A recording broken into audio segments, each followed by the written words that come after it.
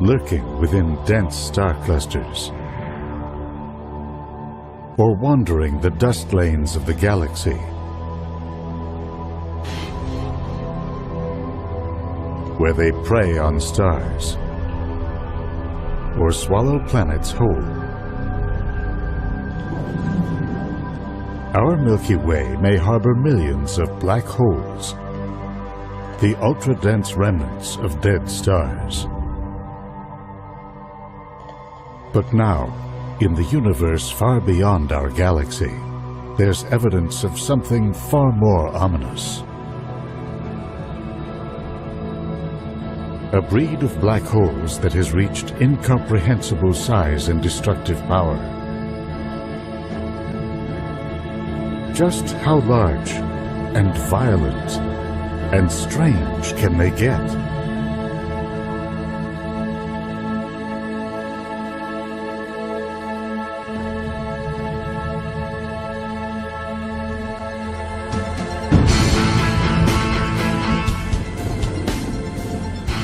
A new era in astronomy has revealed a universe long hidden to us. High-tech instruments sent into space have been tuned to sense high-energy forms of light, X-rays and gamma rays that are invisible to our eyes and do not penetrate our atmosphere. On the ground, precision telescopes are equipped with technologies that allow them to cancel out the blurring effects of the atmosphere. They are peering into the far reaches of the universe and into distant cauldrons of light and energy. In some distant galaxies, astronomers are now finding evidence that space and time are being shattered by eruptions so vast they boggle the mind.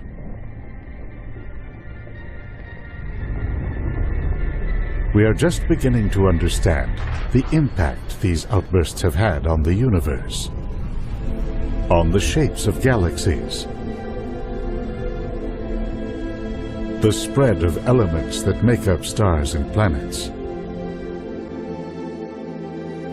and ultimately, the very existence of Earth.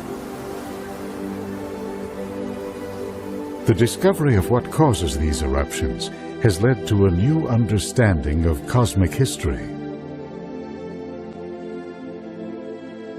Back in 1995, the Hubble Space Telescope was enlisted to begin filling in the details of that history.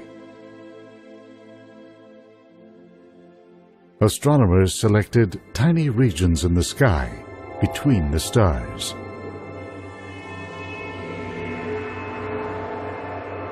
For days at a time, they focused Hubble's gaze on remote regions of the universe.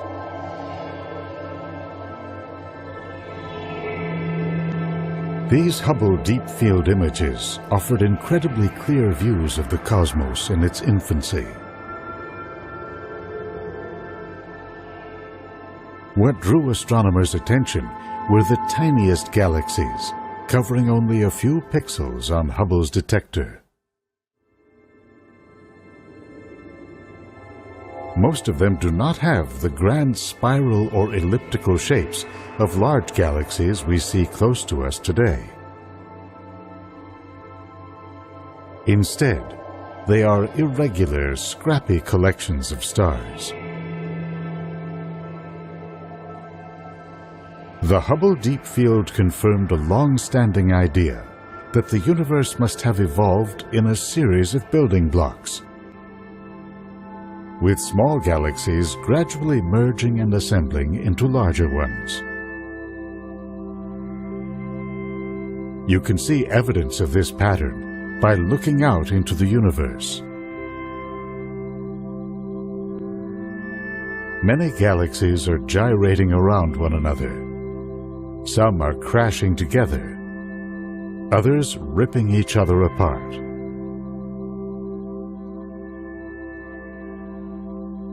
Gravity calls the tune as these galaxies draw together, exchanging stars and gas, and over time, merging to form larger composite galaxies.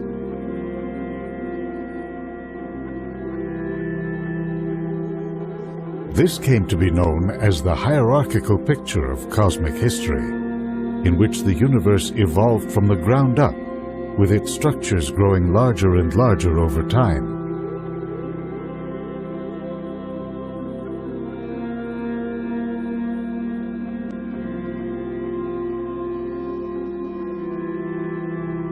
A team operating at the Subaru Observatory atop Hawaii's Mauna Kea volcano examined one of the deepest galaxies known, whose light has taken nearly 13 billion years to reach us. It was a messenger from a time not long after the universe was born. This object is known as a quasar, short for quasi-stellar radio source. A small region in its center is so bright that astronomers believe its light is coming not from a collection of stars, but from a single object of at least 1 billion times the mass of our Sun.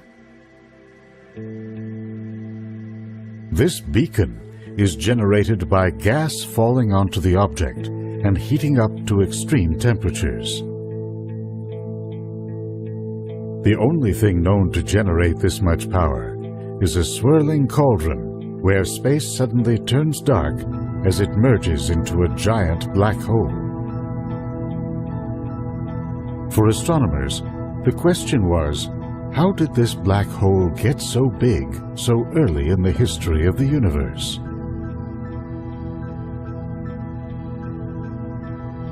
It likely got its start in an early generation of stars, often known as population 3 stars. Made up of hydrogen, they are thought to have been hundreds of times the mass of the Sun. These giant stars burned hot and fast and died young.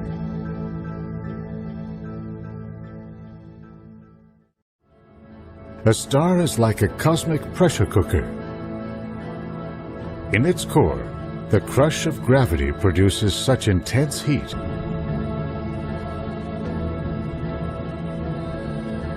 at the moment the star dies, if enough matter falls into its core, it can collapse to a point, forming a black hole.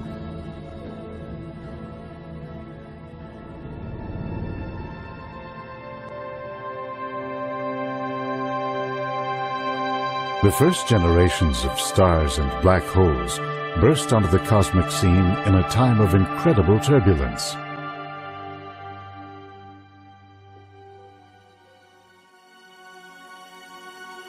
Within primordial gas clouds, stars were being born in dense knots.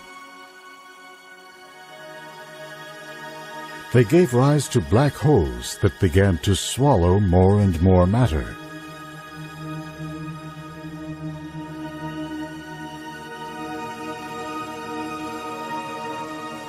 A computer simulation of the early universe shows just how quickly these voracious monsters were able to grow. The project, by scientists at Carnegie Mellon University, was designed to recreate a region in the early universe that measured over 100 million light-years on a side. It shows what took place in the first 1 billion years of cosmic history. This virtual universe is set in motion by equations describing the properties of gas, the energy released in starbirth, and the outward motion of time and space. The result? An intricate cosmic web, with gravity drawing matter into filaments and knots, like a vast tangle of interconnected spiders' webs.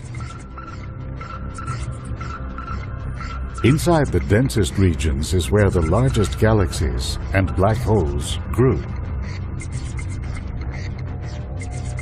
Here, circles indicate the appearance of black holes deep in the data.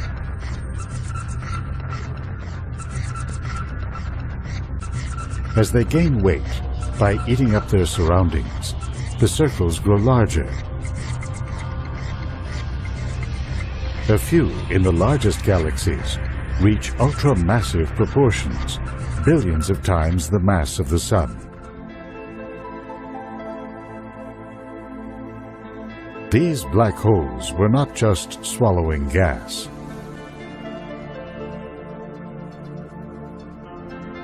The orbiting Chandra X-ray Observatory was dispatched to look into distant galaxies for black holes on growth spurts. Scientists looked for pockets of gas and stars glowing hotly in X-ray light. What Chandra found was that the core of some distant galaxies contained hot pairs, twin supermassive black holes drawn together by gravity. Black holes by nature resist this dark marriage. As the two approach each other, they go into an orbit that could last virtually forever. To learn what allows them to merge, we go back to the ideas developed by Albert Einstein. He said that when massive bodies accelerate or whip around each other, they literally disturb the fabric of space,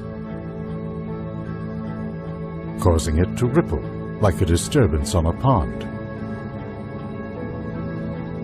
When these ripples move outward, they carry with them the energy of the pair's orbit, causing them to spiral closer. When this dance of death comes to an end, that's when the pair joins together to form a larger black hole.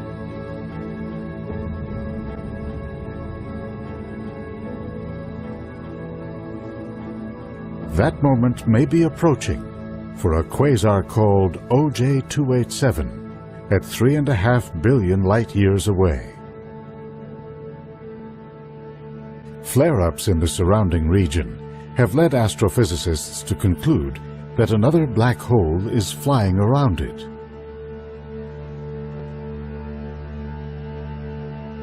By measuring the giant's gravitational hold on its companion, astronomers estimate its mass at 18 billion solar masses. For a time, OJ-287 was the largest black hole ever detected. It no longer is. Deep in the heart of the Coma Galaxy Cluster, a mere 321 million light-years away, lies a giant elliptical galaxy known as NGC 4889. Astronomers used several large telescopes to measure the speed at which stars are orbiting around the center. They used that data to calculate the mass of the central object. A whopping 21 billion solar masses, give or take a few billion. Theoretically, there are no limits to how much weight a black hole can gain.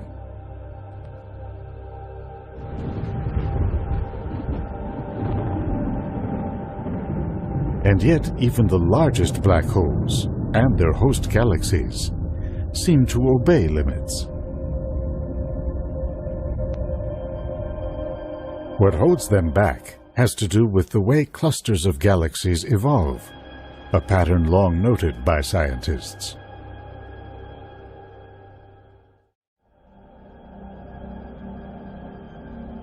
This computer simulation shows the evolution of a galaxy cluster in the early universe. The gravity of the entire region draws small galaxies by the thousands, along with great streams of gas into the center. So why doesn't the central galaxy and the black hole that resides within it capture all this matter? Why don't they swallow the entire cluster? You can see the answer in a region called MS-0735. At 2.5 billion light-years away, it appears in visible light to be a typical galaxy cluster. In X-ray light, you can see that it's enveloped in a cloud of hot gas, measured at nearly 50 million degrees. Hollowed out of this cloud are two immense cavities, up to 600,000 light-years across. That's enough room in each to stuff 600 galaxies the size of our Milky Way. Now add in a radio image of the cluster. You can see two vast streams of matter pushing out from the center. That's a giveaway that the cavities were formed by an eruption in the core of the giant central galaxy. Two jets shooting out of a central black hole have launched blast waves that plowed through the gas that makes up the intergalactic medium.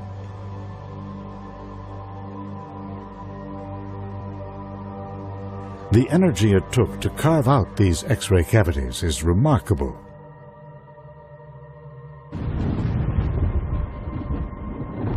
The equivalent of several billion supernovae, according to one calculation.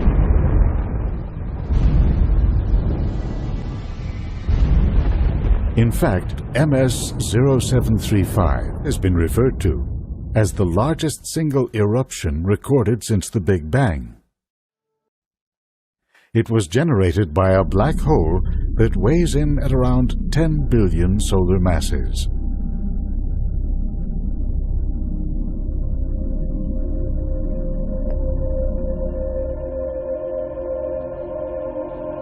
Black hole jets like this have been seen all around the universe, including in our own cosmic neighborhood.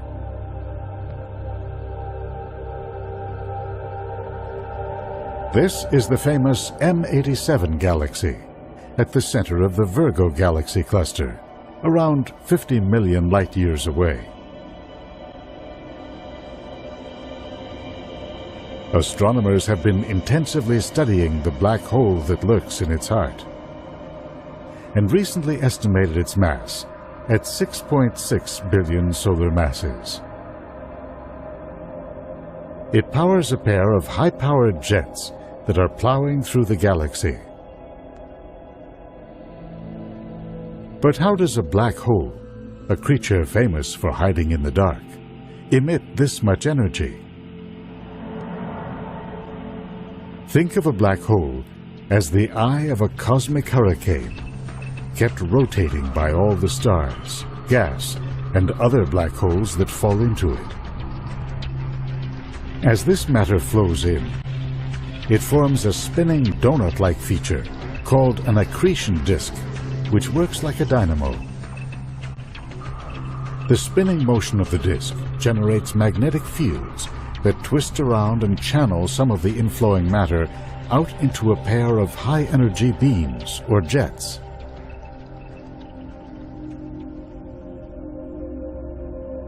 How much energy depends on the black hole's gravity and how much matter has already crashed through the event horizon. Is this just another frightening spectacle of nature, or is it part of a more profound process at work?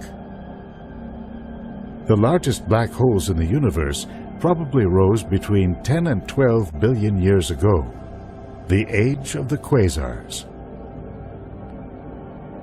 By releasing energy in the form of jets, they heated up their surrounding regions.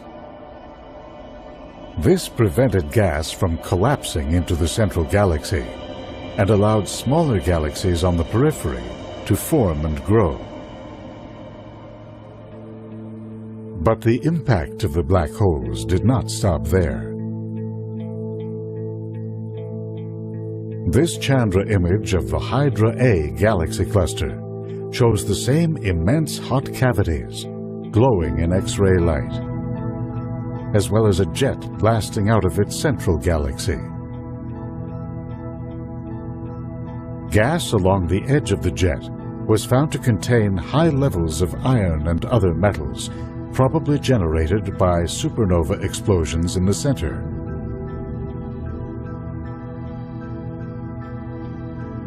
By pushing these metals into regions beyond, a black hole seeded more distant galaxies with the elements needed to form stars in solar systems like ours. The black holes in these more remote galaxies then seeded their own environments.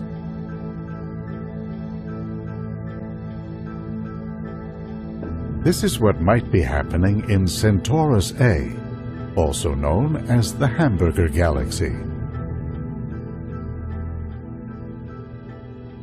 In X-rays, you can see a jet erupting from the center. Peering through the dense dust lanes that dominate our line of sight, astronomers have come to believe that it's actually two galaxies in the act of colliding. This computer simulation shows the effect of such a merger on black holes. As the two galaxies pass by each other, the pull of gravity disrupts their spiral shapes, forcing huge volumes of gas into their cores.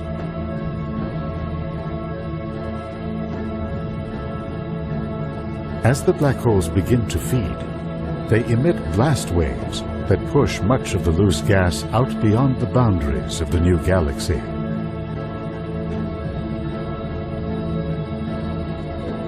In the final steps of this cosmic dance, the two black holes merge and emit one final blast.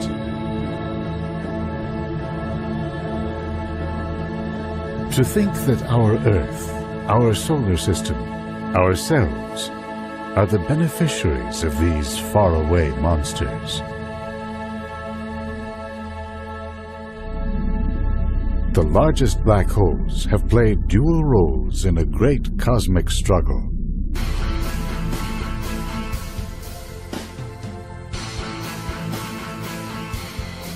They are the product of gravity's relentless inward pull,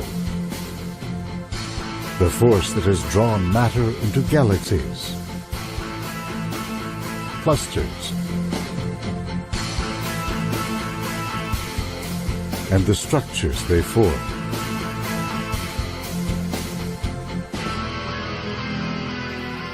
But with their incredible power, they emit energy that pushes back on gravity.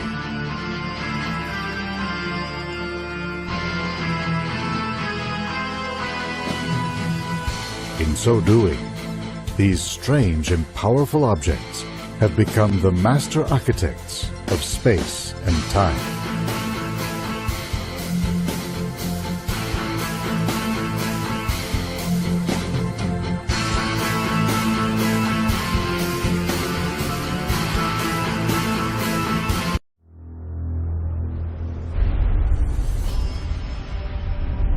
From the drama of our planet's origins and the birth of our solar system comes one of the most startling revelations of modern science.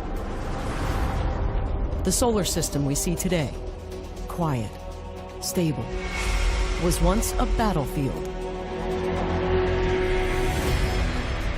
Newborn planets blasted through space, competing for stable, circularized orbits inside a grunge-style mosh pit of gas and dust.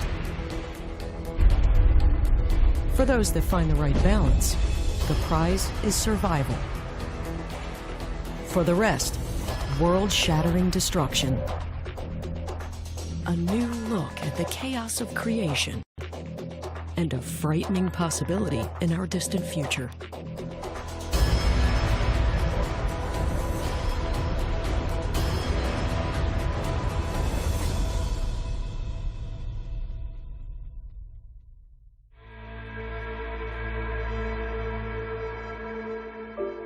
Mars. The Curiosity rover is searching for clues about the origins of the red planet.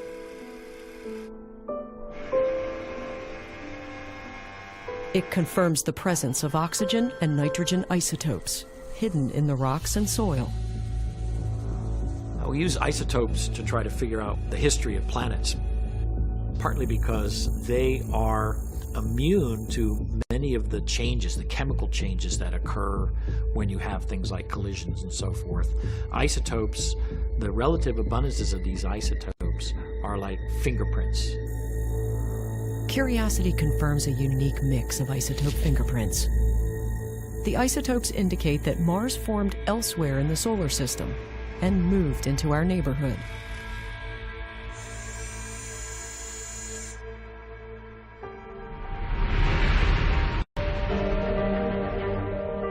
Our solar system is full of oddities pointing to an imperfect birth and a malformed evolution. All of our planets go around the Sun in the same direction that the Sun is spinning. This is the same direction that the clouds within our original nebula began to rotate. 6 planets spin around their poles in the same direction. For them, the Sun rises in the east and sets in the west.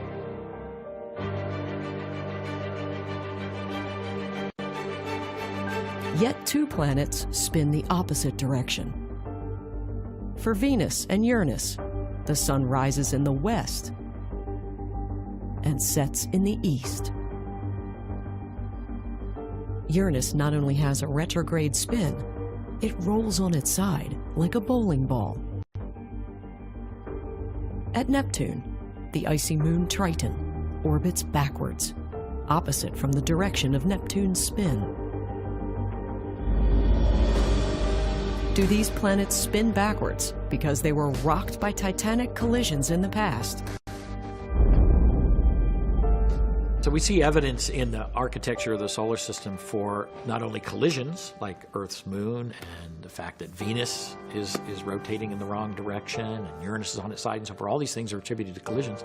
We also see in the asteroid belt and in the Kuiper belt, the outer asteroid belt if you like, we see that the orbits of these things look like they've been disturbed. Closer to home, our own Earth has an inexplicable 23.5-degree tilt. Its spin axis is radically misaligned from its magnetic pole. And our moon is comparatively large for a planet our size. Now, a new theory may be able to explain many of these oddities. It is called the Grand Tack hypothesis.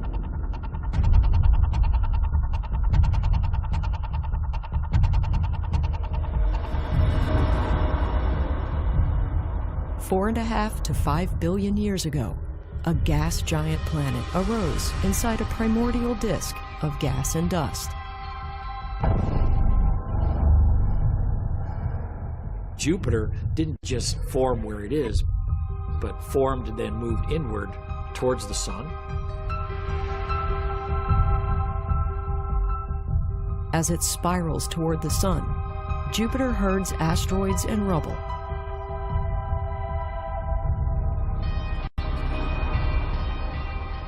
Jupiter's natural tendency is to drift in slowly through this debris field that it's traveling around.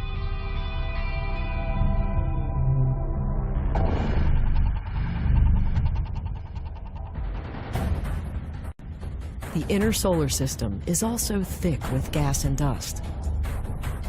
The birth of our planetary system is well underway. Numerous worlds are born in this region, including the Earth. Primordial skies are ruled by chaos.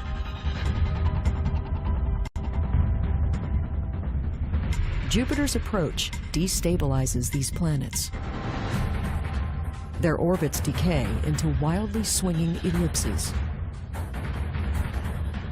Some are tossed out.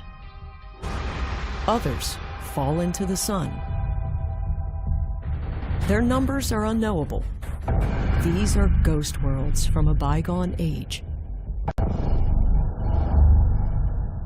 Jupiter just causes all heck to break out in the solar system.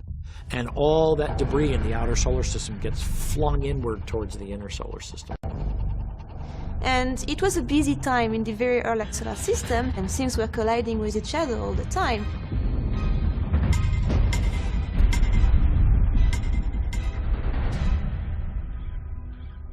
And then it stopped.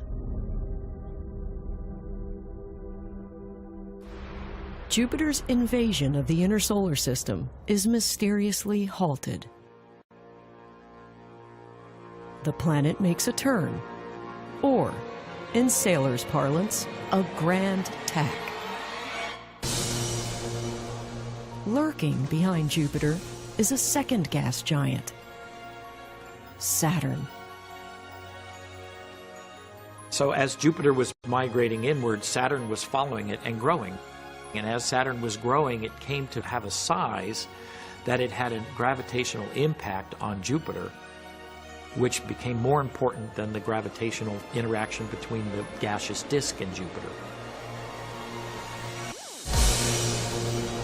They reverse direction.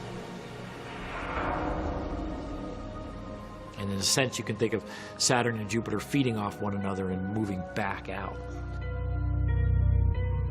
Gravity tugs each passing planet. This transfers orbital energy from one world to another. All you have to do is exert a very subtle little periodic force at the right time, and you can have amazing changes in the motion of the object you're pushing on. Once enough energy has been transferred, the planets synchronize their orbits. They are said to be in a resonance. For planets, resonances are achieved and maintained through the mutual push and pull of gravity through the fabric of space. They're a key factor in the continuing evolution of our solar system. This effect can be duplicated in the lab. We have 10 metronomes here set up on a swinging platform. They have little weights on pendulums here, but they've all been set at the same frequency. And I'm going to try to start them as best I can, completely out of phase, randomly. So their oscillation is going to transfer energy by the swinging of this plastic sheet to the other metronomes that are out of phase to get into phase with the majority.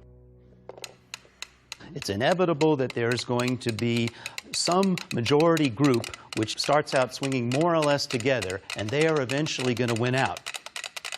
Just doing this as randomly as I can.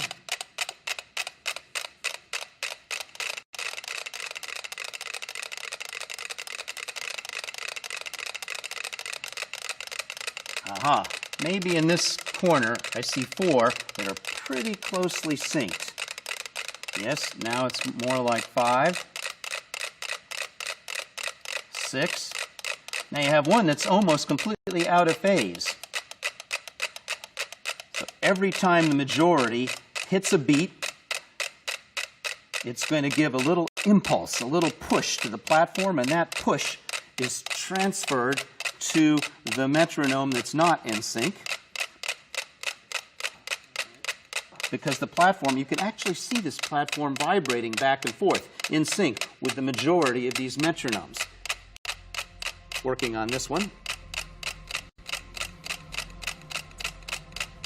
So we're pretty close to resonance right now. As the metronomes achieve resonance, it's important to notice how the platform shakes. Now, it doesn't have to just be the force that's being transmitted by the plastic platform. It could be a force at a great distance, for example, the force of gravity. Just these small, little, seemingly insignificant pushes building up over multiple cycles can have dramatic energy transfer. That is how planets do it. Like the metronomes, the two gas giants form a resonance. We don't know exactly how long that took, but we have some fiducial marks for timing in the solar system formation, and that means that the grand tack had to have occurred relatively quickly, talking hundreds of thousands of years, perhaps, to a million years. The two planets retreat until they reach their current positions. The sequence of planets as we find them today is based on Jupiter and Saturn's orbits. The planets eventually achieve a sequencing that many students learn through a mnemonic, such as, "My very educated mother just served us 9 pizzas." Was there a time when the mnemonic was scrambled? Seems very likely the answer is yes, not to mention a lot of additional letters were probably in there as well. Jupiter's menace of the inner solar system is finally over. If Saturn had not formed at the right time and the sufficient size, Jupiter would have continued migrating in, throwing out objects, unfortunate objects in the inner solar system, and ending up very close to the Sun, where it would stay. Yes, the Earth would be gone. Or the Earth would have had a terrifying encounter with Jupiter and would have had its orbit changed dramatically to gosh knows what. There is mounting evidence that Earth had a terrifying visitor. Not Jupiter.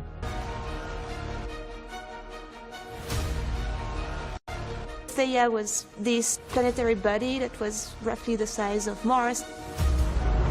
And through this collision, a lot of particles were ejected, probably completely destroyed. We don't really know how much of Theia was preserved. Earth is rock or shoved into space.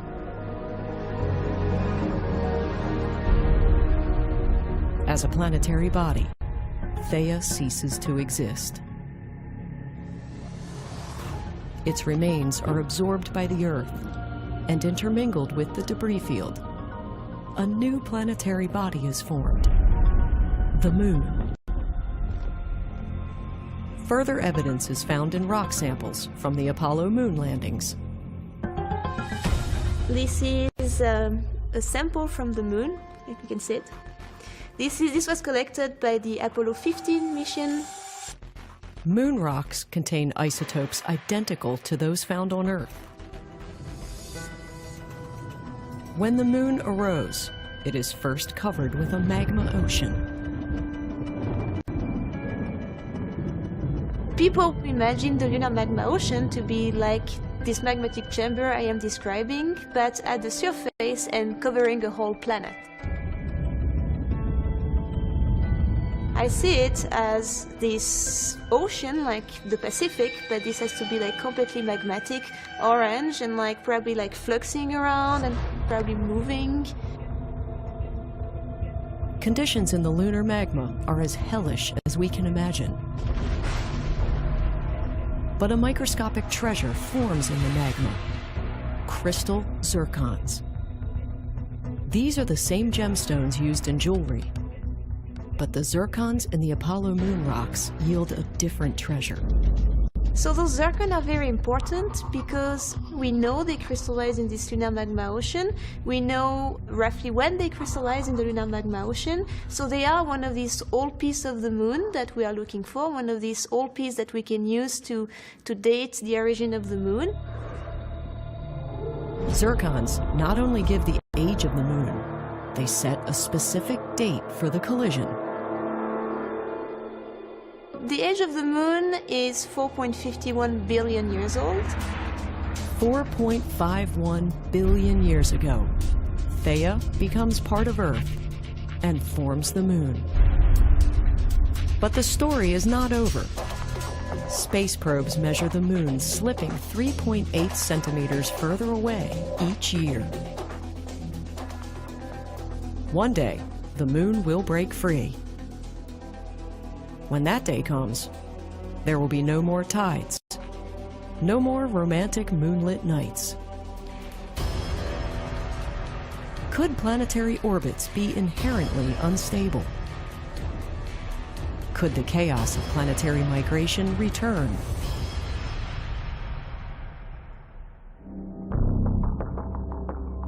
Haute-Provence Observatory, France.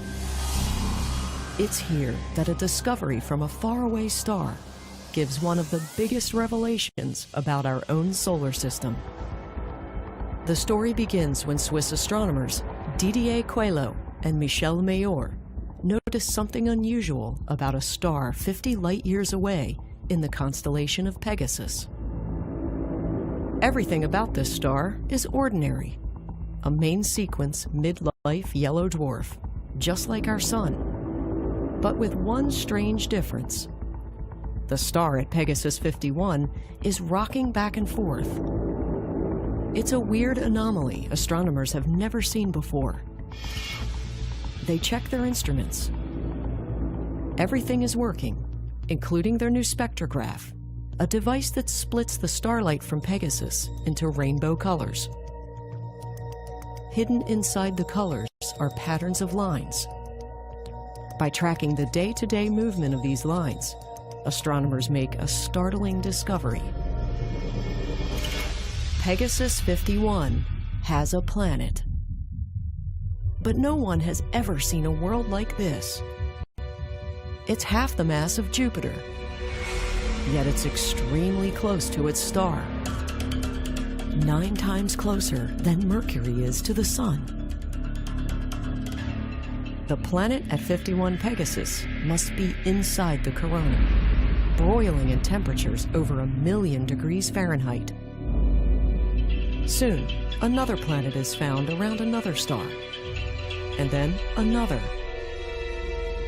and another. Astronomers have now confirmed over 3,700 exoplanets beyond our solar system. Nearly all of them are Jupiter-class planets grazing their host star. They're a new, previously unknown type called hot Jupiters. They're so numerous, hot Jupiters challenge theories about the origins of planetary systems. It's very difficult to make a planet close to the star because there isn't enough mass to build a giant planet very close to the star, and there's gravitational frustrations for trying to build a planet very close to the star. Astronomy is shaken with a new revelation. Planets do not stay put where they're born. When they're big enough, they migrate. It's a process called planetary migration. And yet, our own solar system has no hot Jupiter.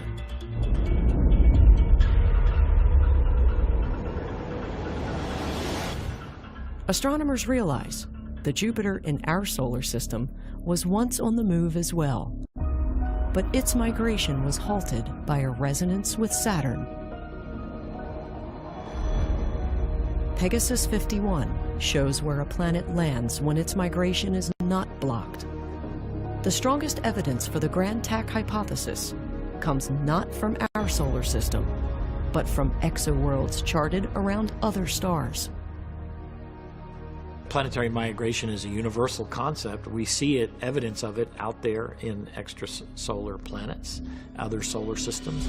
There's no reason why planet migration shouldn't have operated in our own solar system.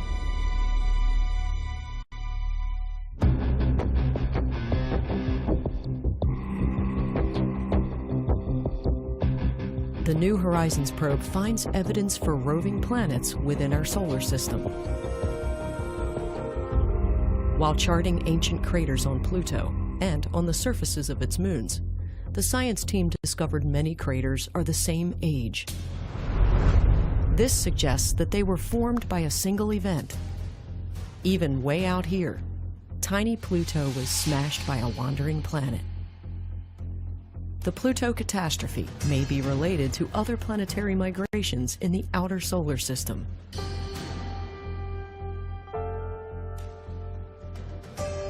It was noticed that the exact orbits of the giant planets, particularly the outer giant planets, the icy planets, Uranus and Neptune, can be explained by their migration outward. There's a point in time about 3.8 billion years ago where Uranus and Neptune trade. And it's because of what some of these mean motion resonance interactions that we were talking about earlier. So this mean motion resonance involving Jupiter and Saturn and so forth just causes all heck to break out in the solar system. Uranus and Neptune, all of a sudden at 3.8 billion years, they literally swap places, and all that debris in the outer solar system gets flung inward towards the inner solar system. The disruption in the outer solar system causes a new wave of violence. Astronomers call this epoch the Late Heavy Bombardment.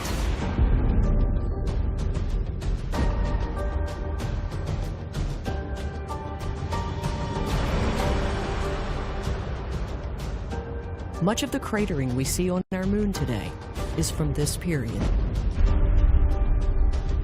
It may be possible that swapping orbits with Uranus is how Neptune got its moon.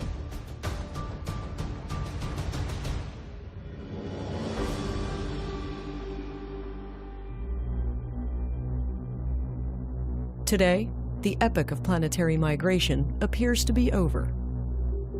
The solar system seems stable, but what does the future hold? Computer simulations reveal what may be the greatest threat to the solar system in over 4 billion years. It comes from a very special relationship between Jupiter and Mercury. Mercury's orbit is slowly perturbed, thanks to a subtle but constant gravitational nudge from Jupiter. A new resonance, like the one between Saturn and Jupiter that saved the inner solar system, is forming between Jupiter and Mercury. In 2001, computer models for the solar system were run 2,500 times. They plug in the positions and the orbits of all the planets in the solar system in a computer, and they just let it run through time, through millions of years, hundreds of millions of years, billions of years, to find out whether or not these orbits are stable. Change the location of one planet, say Mercury, by 1 millimeter, and you find that that change will give completely different predictions about where everything is going to be millions of years in the future. To see how quickly and easily things can change, we have only to go back to our metronomes.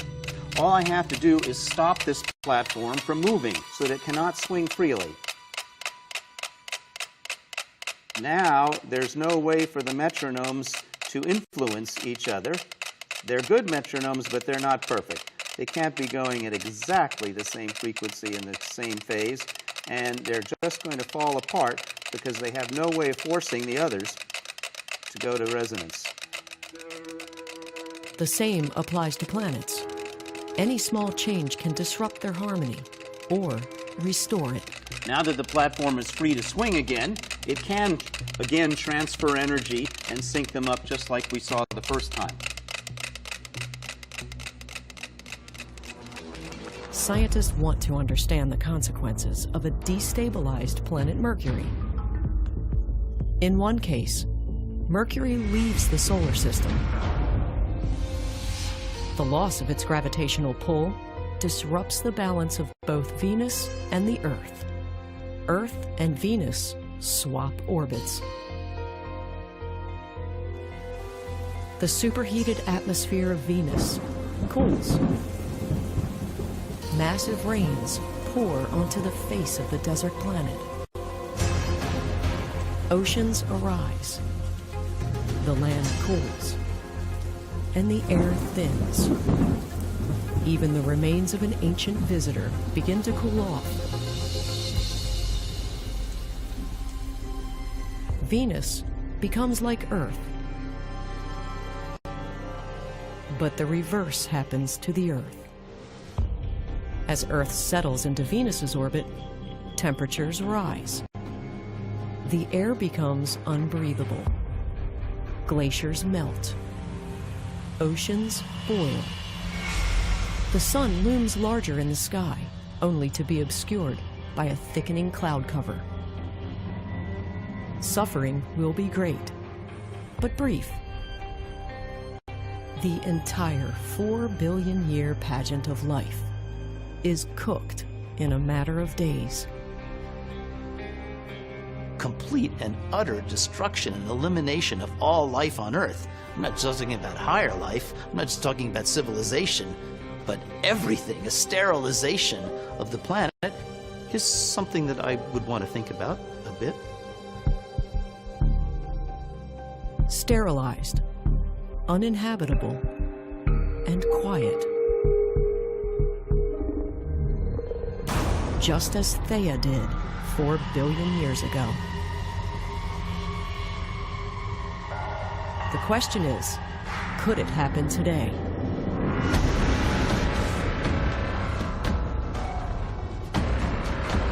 Or is it a fate far away in the future?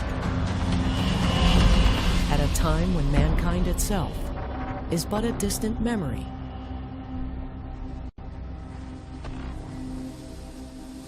The problem is that even with a perfect computer that understands all of the laws of motion perfectly, not just gravity, but all the other subtle forces that go into it, you cannot give it accurate enough initial information about the locations, the masses, the sizes, the speeds of all of the objects in the solar system. Odds are, we may never see such a calamity. And yet, among the billions of stars in our galaxy, how many worlds are on the move? How many will share this fate?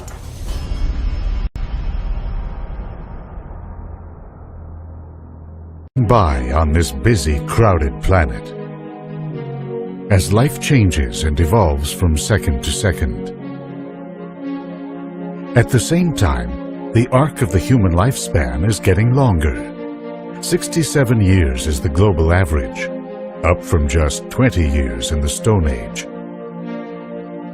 Modern science provides a humbling perspective. Our lives, indeed even that of the human species, are just a blip compared to the Earth, at 4.5 billion years and counting, and the universe at 13.7 billion years. It now appears the entire cosmos is living on borrowed time. It may be a blip within a much grander sweep of time. When, we now ask, will time end?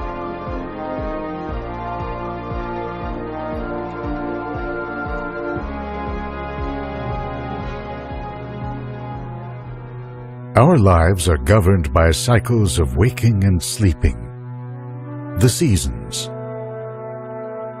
birth and death. Understanding time in cyclical terms connects us to the natural world, but it does not answer the questions of science. What explains Earth's past, its geological eras and its ancient creatures?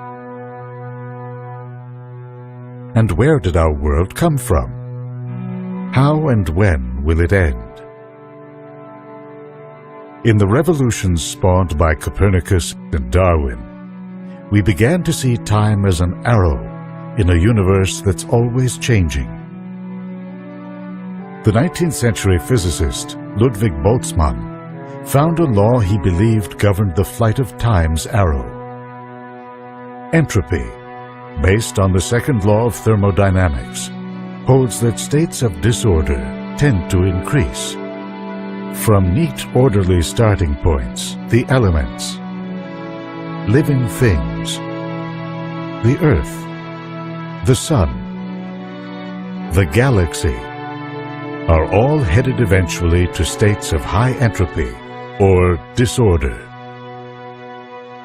Nature fights this inevitable disintegration by constantly reassembling matter and energy into lower states of entropy, in cycles of death and rebirth. Will entropy someday win the battle and put the brakes on time's arrow? Or will time stubbornly keep moving forward? We are observers and pawns in this cosmic conflict. We seek mastery of time's workings, even as the clock ticks down to our own certain end. Our windows into the nature of time are the mechanisms we use to chart and measure a changing universe, from the mechanical clocks of old to the decay of radioactive elements, or telescopes that measure the speed of distant objects. Our lives move in sync with the 24-hour day, the time it takes the Earth to rotate once. Well, it's actually 23 hours, 56 minutes, and 4.1 seconds, if you're judging by the stars, not the sun. Earth got its spin at the time of its birth, from the bombardment of rocks and dust that formed it. But it's gradually losing it to drag from the moon's gravity. That's why, in the time of the dinosaurs, a year was 370 days, and why we have to add a leap second to our clocks about every 18 months. In a few 100 million years, we'll gain a whole hour. The day-night cycle is so reliable that it has come to regulate our internal chemistry. The fading rays of the sun, picked up by our retinas, set our so-called circadian rhythms in motion. That's when our brains begin to secrete melatonin, a hormone that tells our bodies to get ready for sleep.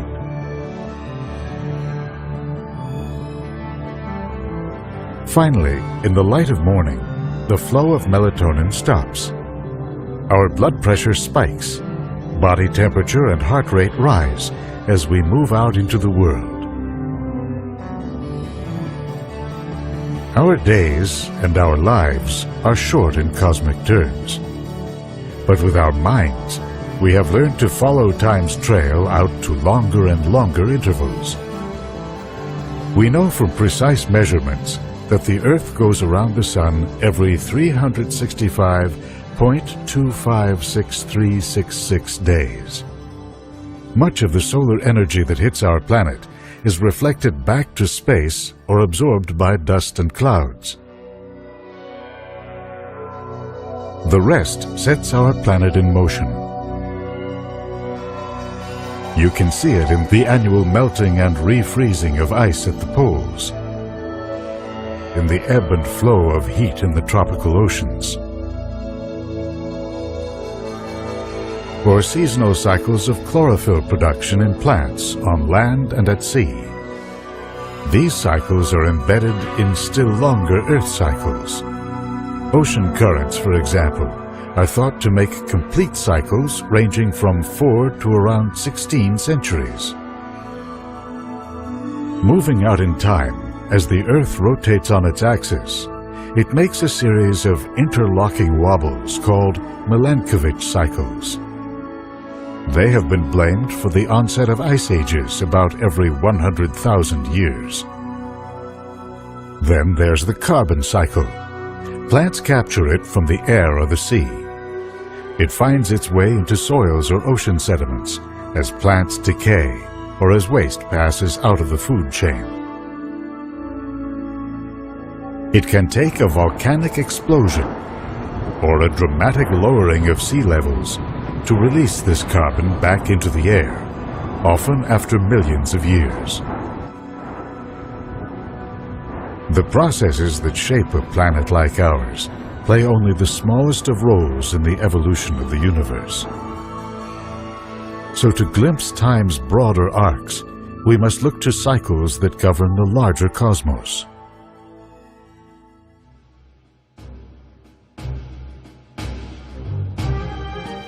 The reigning theory is that the universe began in a sudden expansion of space, the Big Bang.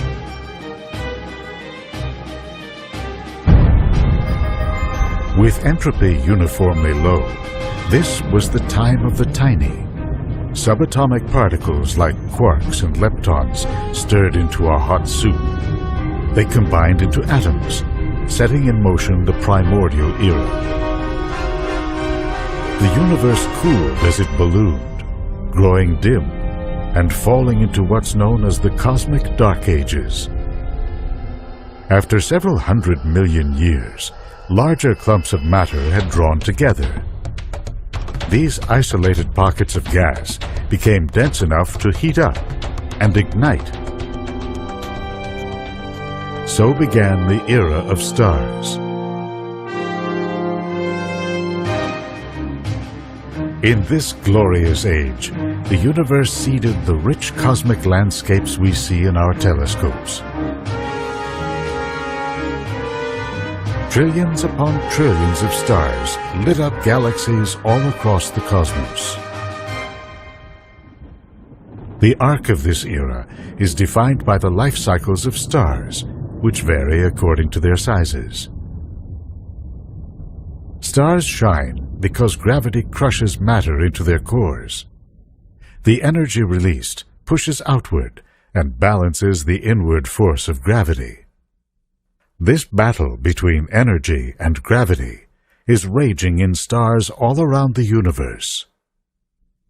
But in large stars, about 10 million years after their birth, gravity begins to gain the edge. When the mass concentrating in the core of the star reaches a critical threshold, the core collapses in on itself. The energy released in the collapse causes the star to explode in a blast of light and debris that's visible across the cosmos.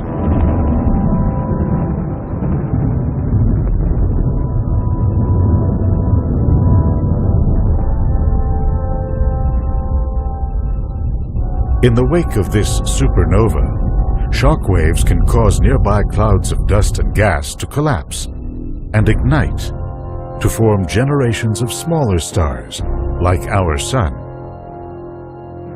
A byproduct of star formation, solar systems form in the collapse of the surrounding solar nebula. The life cycle of planets, especially those in close, is tied to that of their parent stars. As stars like our Sun age, they grow hotter and more luminous. Billions of years from now, that will spell the beginning of the end for our home planet.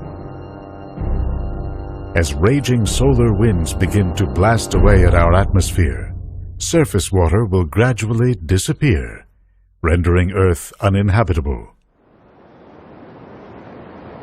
Finally, the Sun will begin to swell, growing so large that it actually envelops the Earth. Friction with the Sun's outer edges will cause this once blue world to gradually spiral inward. Unless they are large enough to go supernova, most stars end their lives in more of a whimper than a bang, as shown in this gallery of dying stars captured by the Hubble Space Telescope.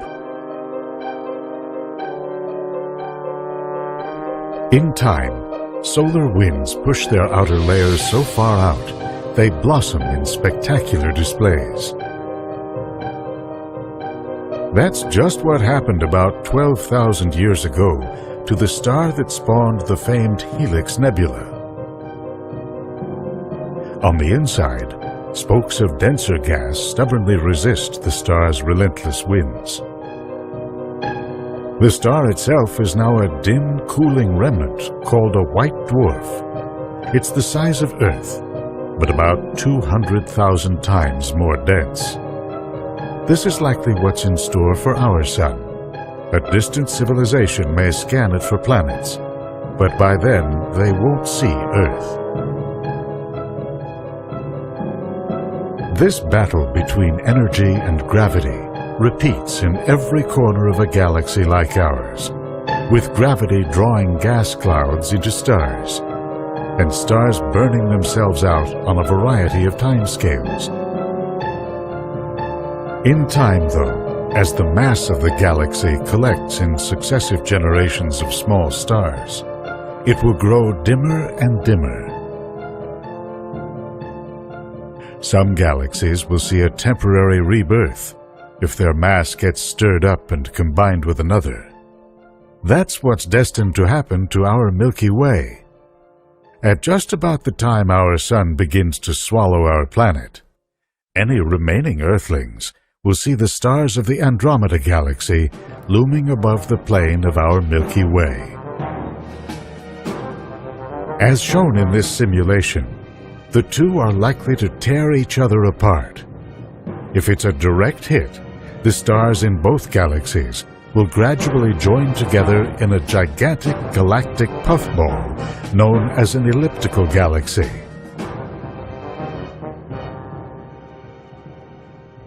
All the turbulence of the merger could stimulate a wave of new stars being born, reinvigorating the new, larger galaxy. Dust-ups like this, in which galactic neighbors merge, will be common as the era of stars moves into its later stages.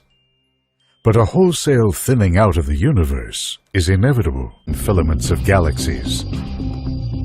These voids are like ever-expanding bubbles.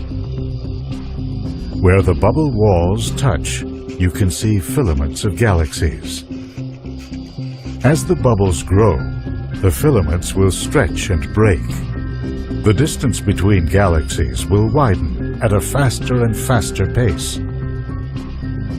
Eventually, no matter where you are in the universe, you will see only a few isolated clusters of galaxies huddled together, with little connection to anything else, and few clues to how they got there.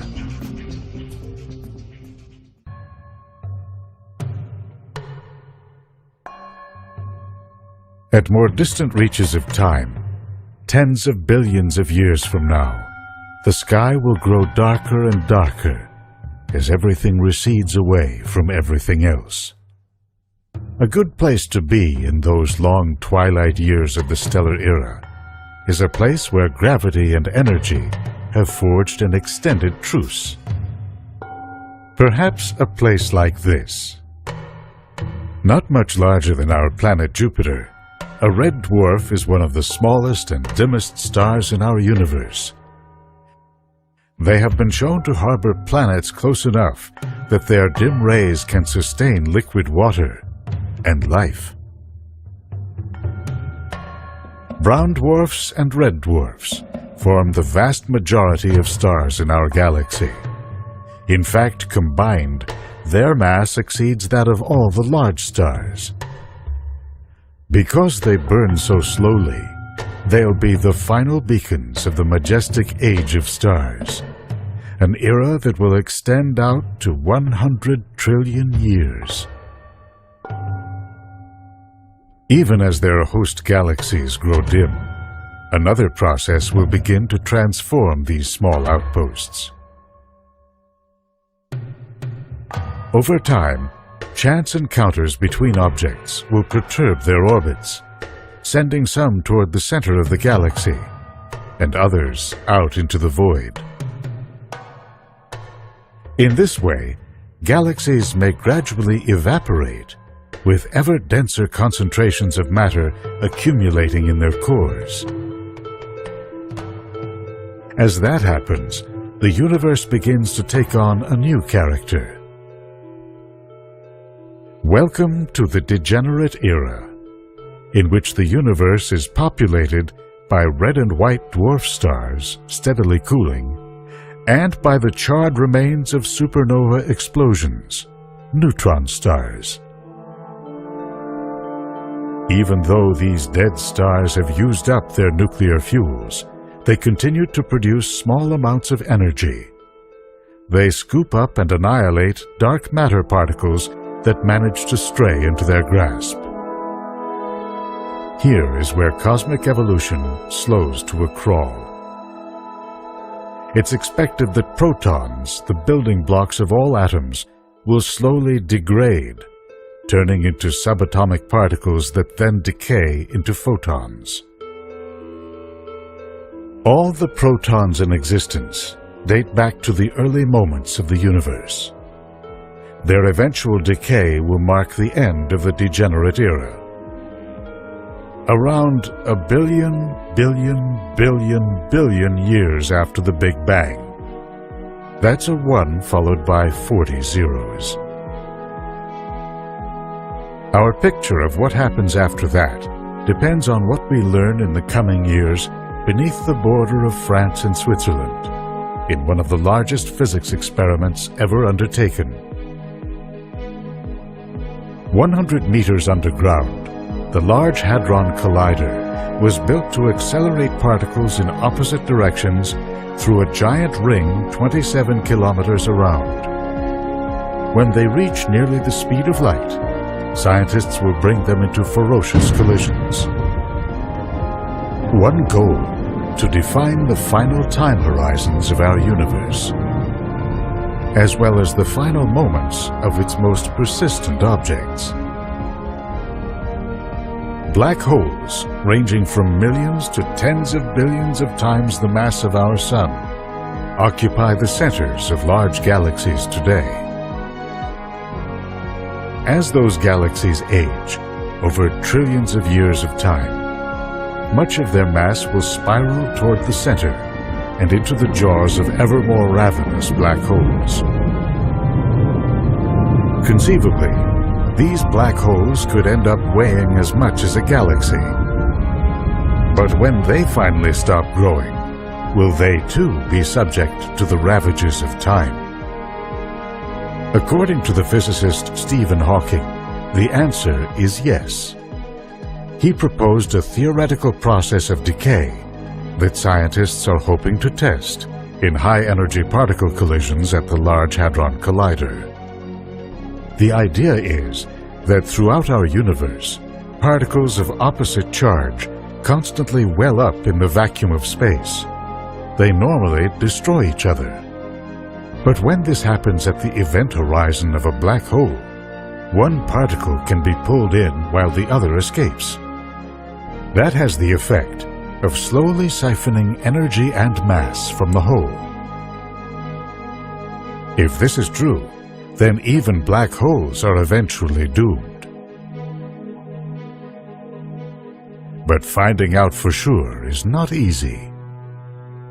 Creating a micro-black hole, it seems, will take more energy than any Earth-bound collider can pack.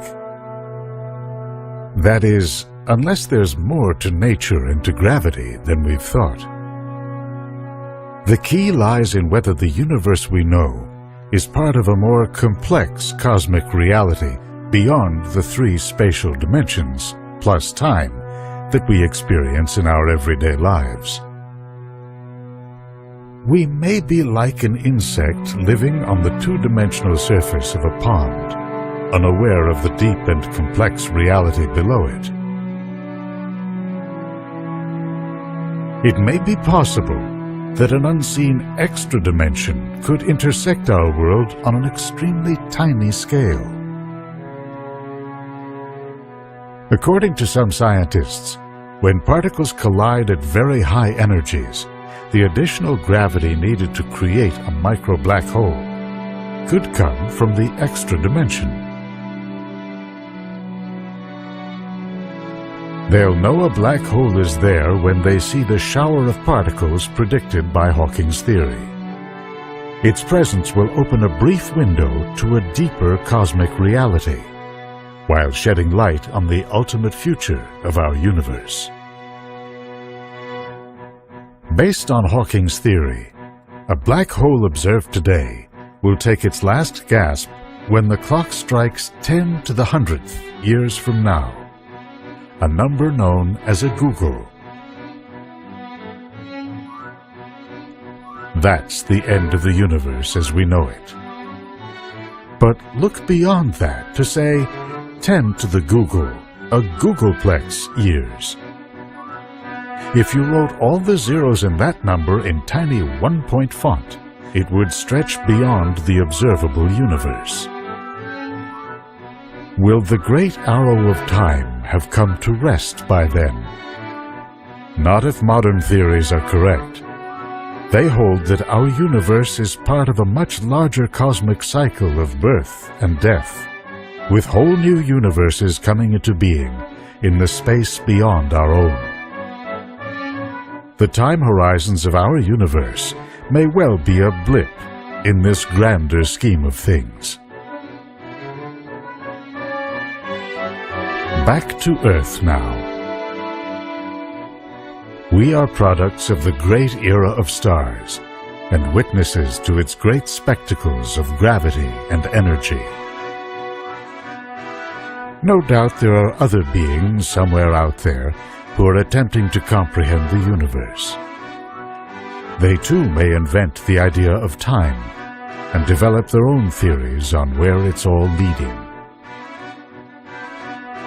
Their discoveries and ours will not survive the entropy at work in the universe, as we all go the way of the stars, and as our universe gives way to grand new eras in the life of the cosmos. Phenomenon? Or is space in fact teeming with life?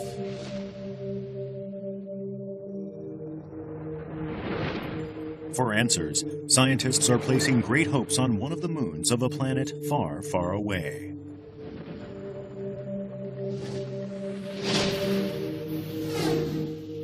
More than 1 billion kilometers from Earth lies the planet Saturn. Hidden amidst its rings is a moon with good prospects of harboring life.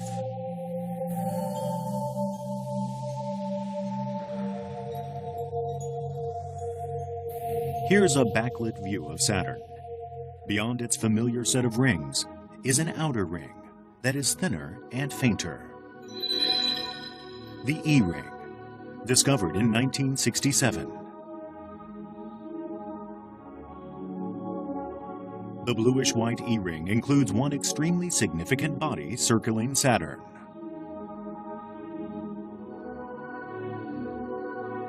Enceladus, one of Saturn's many moons.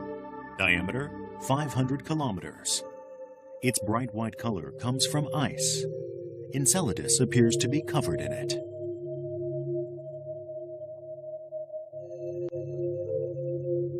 This image of Enceladus was taken by the Voyager 2 spacecraft in the 1980s. Seeing it, many scientists were astonished. The moon's surface is remarkably smooth. The elimination of craters in some areas suggests massively transformative tectonic events.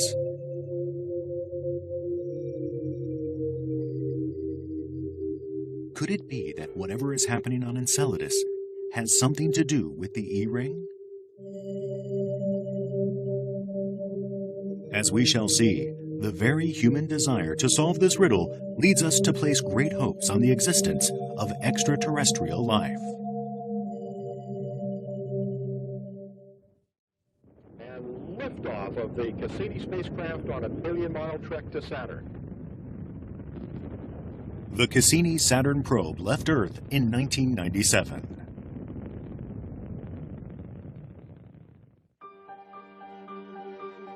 Its primary mission, to examine the relationship between Enceladus and the E-ring.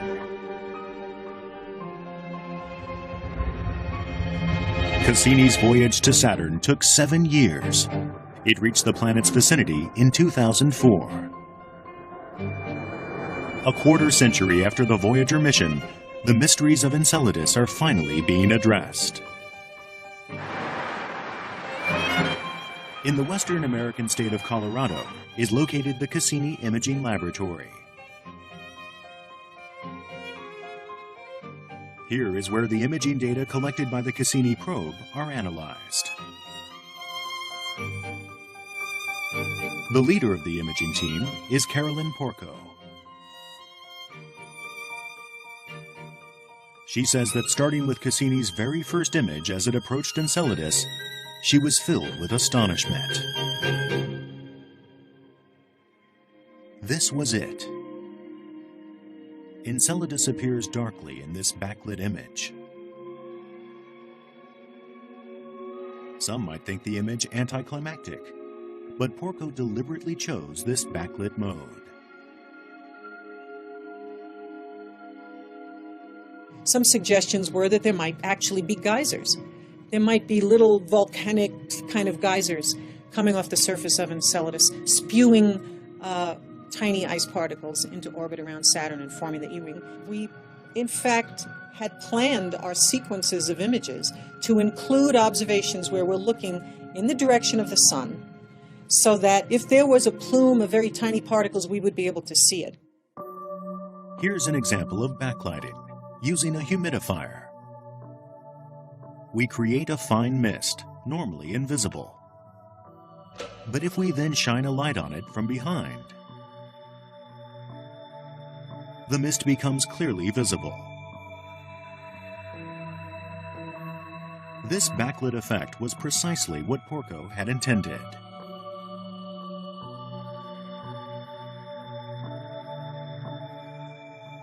Let's return to that first Cassini image. If we look closely at the south pole of Enceladus, we see what Porco had been hoping to see, a conspicuously bright portion. A month later, a backlit Enceladus was photographed once again. In the same location, one could clearly make out filaments of light, a plume being sent from Enceladus into space.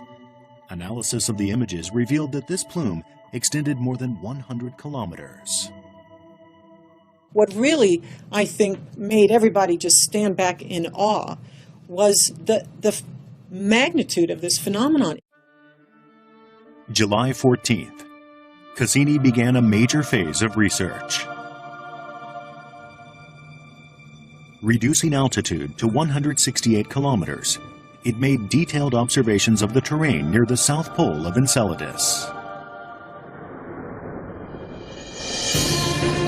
The mysterious moon then displayed features that even Porco had not anticipated. A number of vertical blue streaks.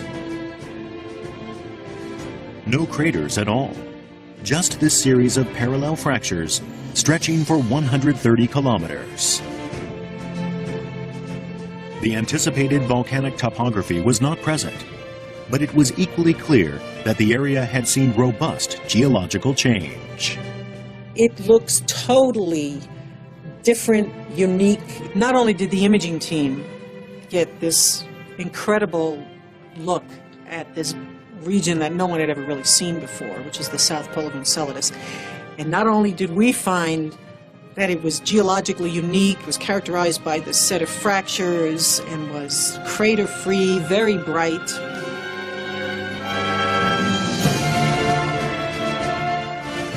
The team called the blue streaks tiger stripes. The tectonic activity across this area was indicated also by the surface temperatures. The average on Enceladus is minus 200 degrees Celsius. But the tiger stripe showed a dramatic increase to minus 80 degrees Celsius. Some researchers estimate that the highest portions of that area rise to minus 20 degrees. Furthermore, the nature of the plume was revealed. Analysis of the data showed it to be comprised mainly of ice and water vapor.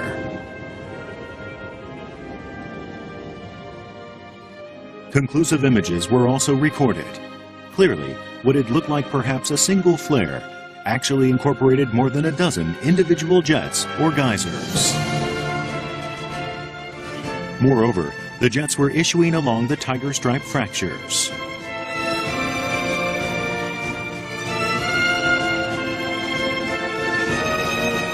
And the material they released into space has been forming one of Saturn's rings.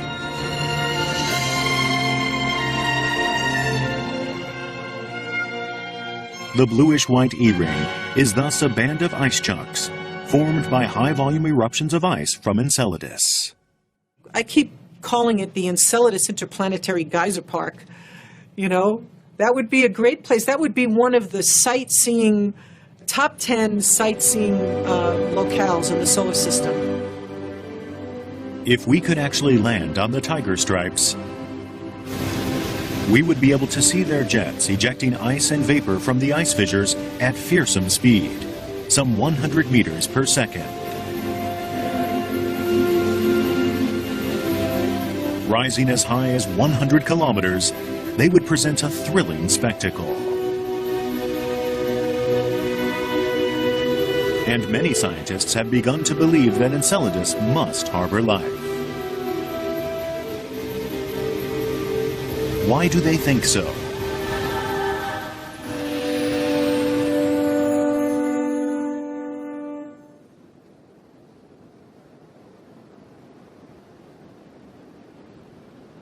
The Austrian Alps have an elevation exceeding 3,000 meters.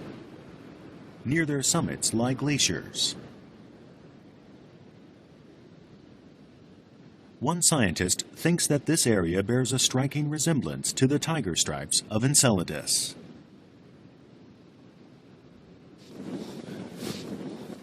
Richard Hoover is an astrobiologist with NASA. This is a world of extreme cold, minus 15 degrees Celsius, even in daytime. An ice cave provides entry to the inside of a glacier.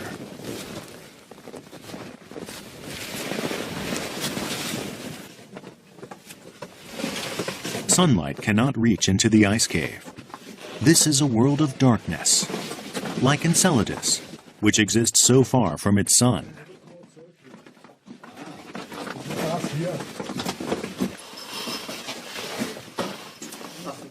"10 minutes into the ice.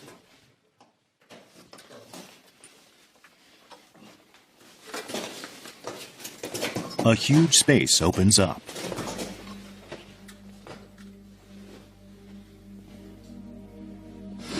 It's incredible. Fantastic. This is absolutely magnificent. This has been dubbed the Ice Palace. Huge columns of ice. Hoover posits that the tiger stripe area on Enceladus must look like this. These spectacular ice stalactites hanging down from the surface and from the walls. These kinds of formations may actually be occurring in the tiger stripes of Enceladus also, where the ice crystals are forming and then under the gravitational field falling inward toward the center within the crevasses of these magnificent tiger stripes.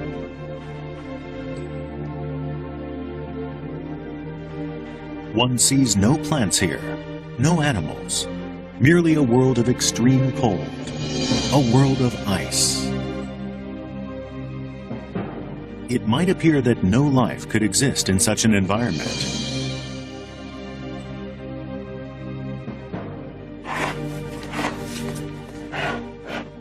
But Hoover thinks differently. He extracts an ice core and carefully bags it. The ice he brought back from the Ice Palace is melted in its hermetically sealed bag and then analyzed. First step, microscopic examination. Nice motility. Wonderful. Blinking right here. This is a bacteria swimming. You see? Yeah. Microorganisms living in a world of ice. Here too, nothing but ice, it had seemed. Yet there was life.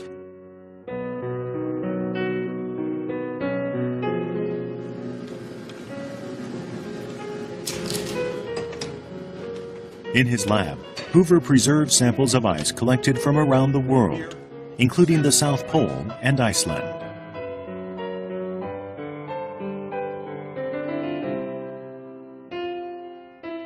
He has found microorganisms in all of these samples. This image conveys the fantastic capabilities of these microbes. The white images are microorganisms. The black background is the water. The membranes covering these creatures' cells is made of material that protects them from freezing. Rather than freezing themselves, they melt the surrounding ice. It has been confirmed that there are certain forms of life capable of existing in a minus 40 degrees Celsius environment. I believe it is very possible that there could be life in the tiger stripes of Enceladus. They're much hotter than what anyone believed possible, and we now know that microorganisms live in glacial ice all over the planet Earth. Therefore, there could be microorganisms alive and thriving in the tiger stripes of Enceladus. Considering the sheer tenacity of life, it could well exist on Enceladus too. Of that, Hoover is convinced.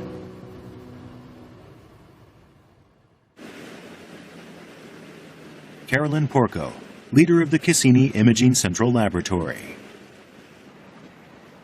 Porco believes that truly potent conditions for life are present under the ice of the tiger stripes. She thinks there's a large body of water there, in its liquid state. Water. It's the reason there's life on Earth.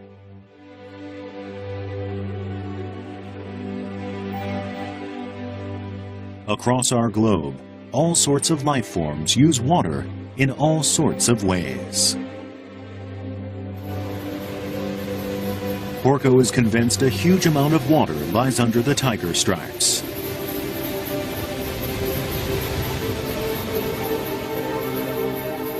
This was about 153.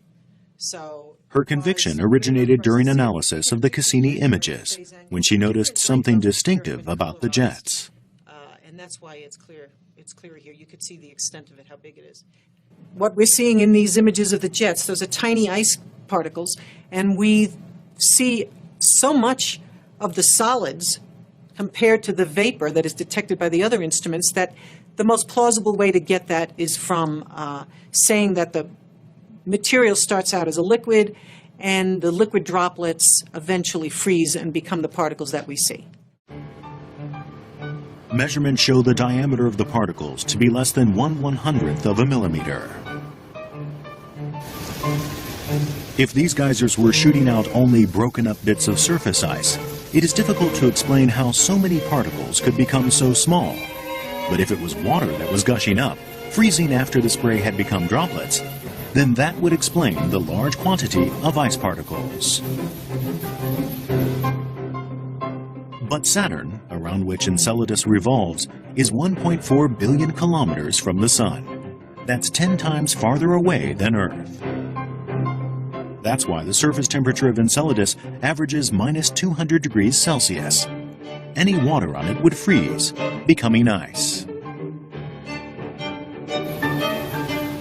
On this moon of ice, how could a large body of water exist in a liquid state?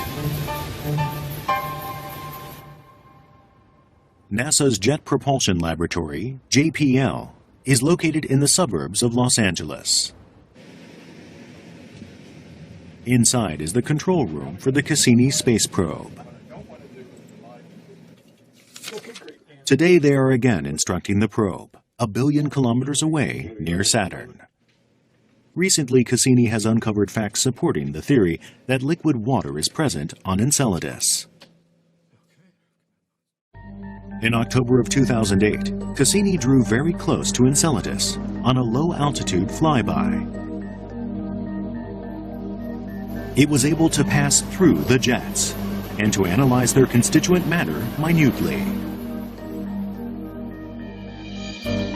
One thing detected in the jets was ammonia.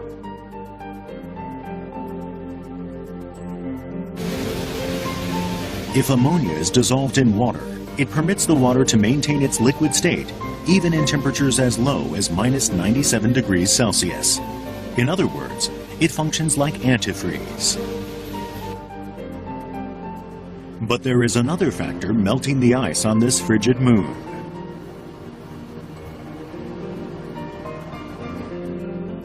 The movements of another of Saturn's moons, Dione.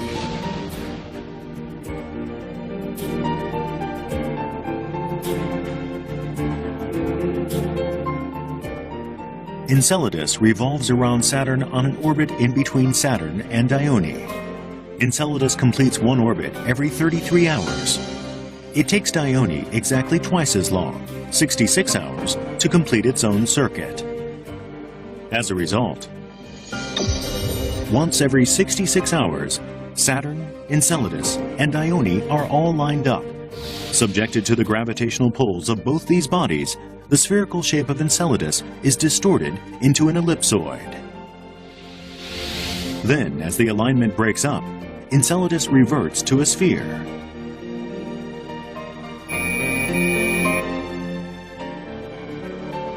When this happens enough times, the interior of Enceladus experiences a buildup of frictional heat. That melts some of the ice in the crust. It turns into liquid water.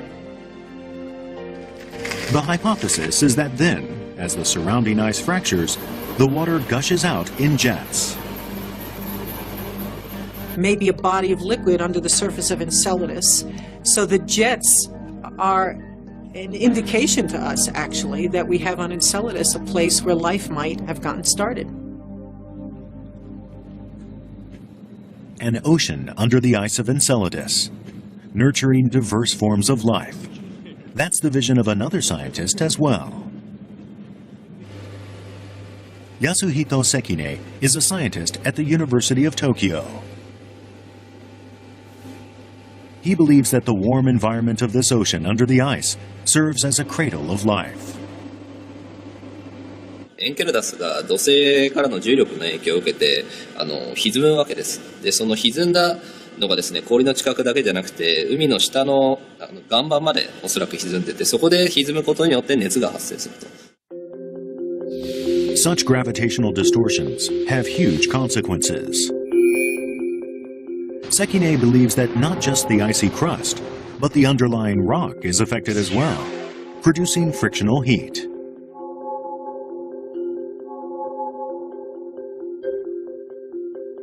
Actually, the kind of seafloor envisaged by Sekine for Enceladus has a close counterpart right here on Earth. Here, the seabed is 1,500 meters below the surface. Volcanic activity expels water heated to 300 degrees Celsius.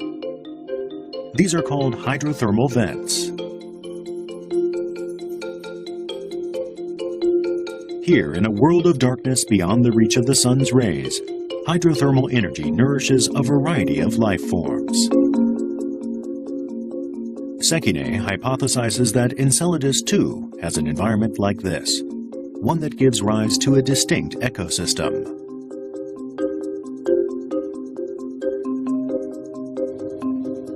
In 2009, Cassini observation data were announced, data that apparently supported Sekine's hypothesis. An article in the science journal Nature detailed the elements composing the jets of Enceladus. This graph compares the constituents of comets, which are thought to contain the ingredients of planets, with the constituents of the jets of Enceladus. The amounts of methane, ammonia, and other constituents are similar. The article also pointed to the possibility of a constituent unique to Enceladus: molecular nitrogen. Sekine believed that the presence of this molecular nitrogen proved the presence of hydrothermal vents. 窒素というのはもともとエンケルダスの作った材料物質にはということが分かっています。実際どういう条件でその窒素が生まれているのかということを調べるっていうことは、それはすなわちそのエンケルダスの中の海の環境を特定することができると。With help from the Japan Agency for Marine Earth Science and Technology, Sekine experiments to see how Enceladus might produce molecular nitrogen. He's already replicated the composition of the jets. Basically, water, carbon dioxide, and ammonia. Those ingredients are then mixed with a common mineral, olivine, to see what the reaction will be.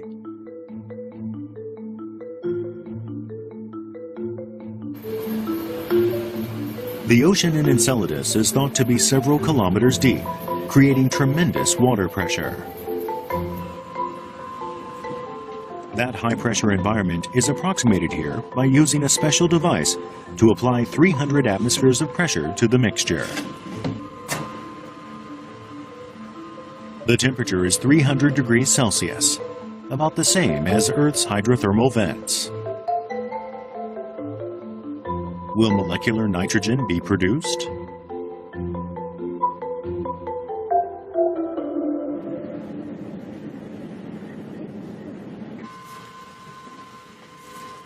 It's been a week since the experiment started.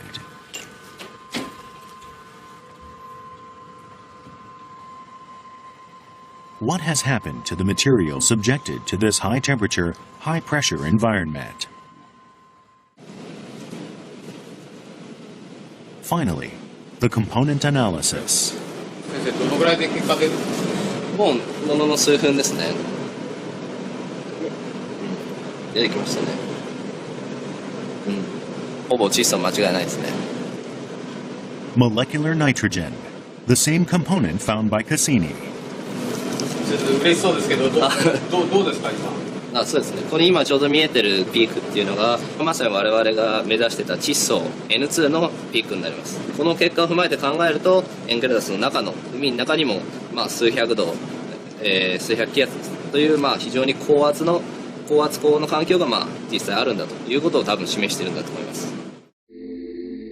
Molecular nitrogen is generated by the decomposition of ammonia molecules.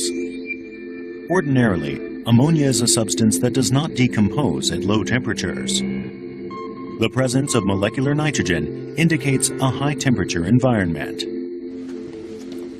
The hidden high-temperature, high-pressure deep-sea world on Enceladus. Life forms that can survive in similarly harsh environments have been found here on Earth. They were discovered at hydrothermal vents in the Indian Ocean. わかります。暑いですね。こう持ってられないです。They can survive in temperatures reaching as high as 122 degrees Celsius. Thermophilic methanogens are bacteria that thrive in high-temperature, high-pressure water. 非常にこういうメタン菌いてもいいなっていうのはかなり強く思いますね。もしエンケラドスに熱水活動があって、水素が出るんだったらもうほぼ 100% 僕はいると思いますよ。In fact, this experiment confirmed the production of molecular hydrogen, the energy source for methanogens. If organisms like methanogens exist on Enceladus, then hopes rise that this could lead to a world of diverse life forms. メタン菌は生態系の底辺に存在する生き物なので、その生態系の一番底辺のものを食べるような生き物で、それをまた食べるような生き物ということで、生態系がそのエンケラダスにおいてもかなり複雑にというか豊かな生態系がですねあっても全然不思議じゃないと思いますね。Enceladus is 1.4 billion kilometers from the Sun. Under its icy surface is an ocean of water. On that ocean's floor, hydrothermal vents similar to those on Earth, fostering a rich ecosystem based on life forms similar to methanogens. That's how Sekine pictures Enceladus.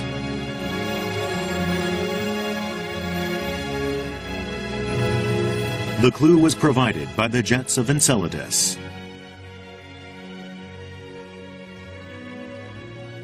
And that faint outer ring of light in which Enceladus is situated reflects our shining hope that we are not alone in the universe.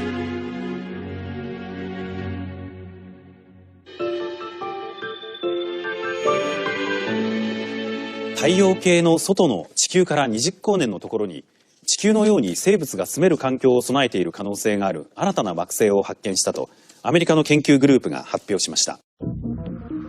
That was October 2010. This stunning news of an Earth-like planet that might be able to sustain life reverberated around the world.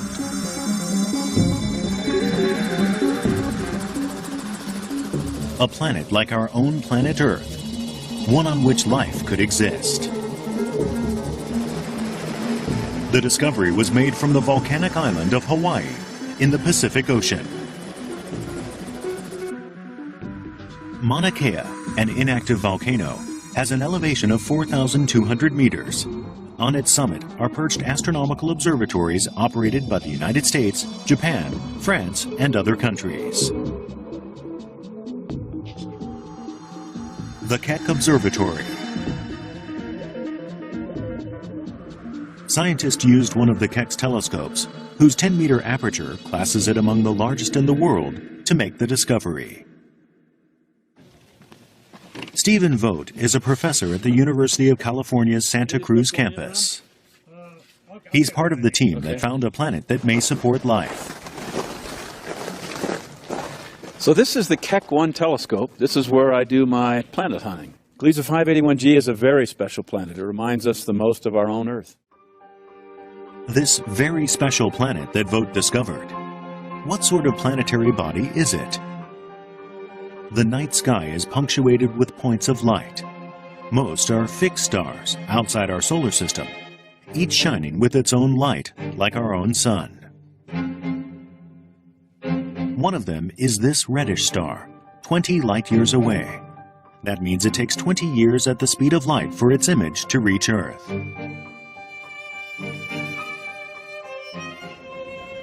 It's only about 1/3 the size of our own sun. The planet that Vogt discovered orbits this star. Since 1998, Vogt has worked with Paul Butler of the Carnegie Institution for Science to observe this red star.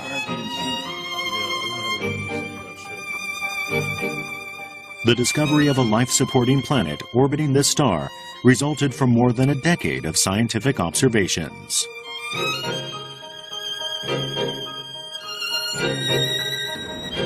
And then, there it was.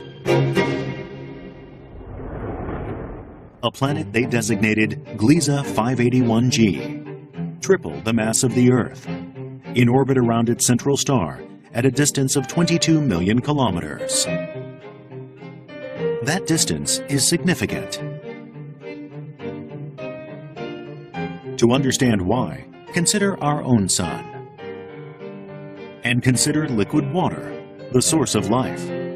If a planet is too close to its parent star, any water on it will evaporate. But if it's too far away, the water will freeze. For water to remain on the surface of a planet, it needs to orbit its parent star at just the right distance, like planet Earth. The vicinity in which water can remain on a planet's surface is called the habitable zone. When Vogt tried to calculate whether or not the planet he discovered was inside a habitable zone, he determined that it was right in the middle of it. It was indeed a planet very much like Earth.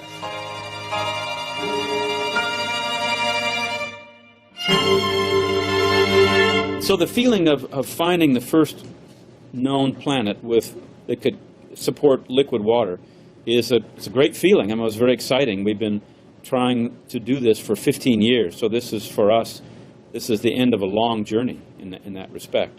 So it's a wonderful feeling. At long last, the discovery of a planet that might have liquid water on its surface. However, even with present observation technologies, the best we can do is to estimate the planet's mass and location. The presence of liquid water on the surface cannot be confirmed by direct observation.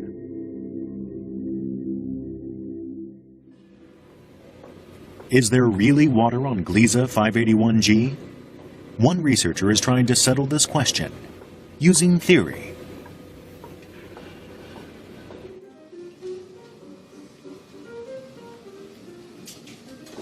Professor Shigeru Ida of the Tokyo Institute of Technology is using computer simulations to study planet formation. To look into the question of whether or not water is present on Gliese 581G, Ida has studied what types of planets can be formed by a central red dwarf star.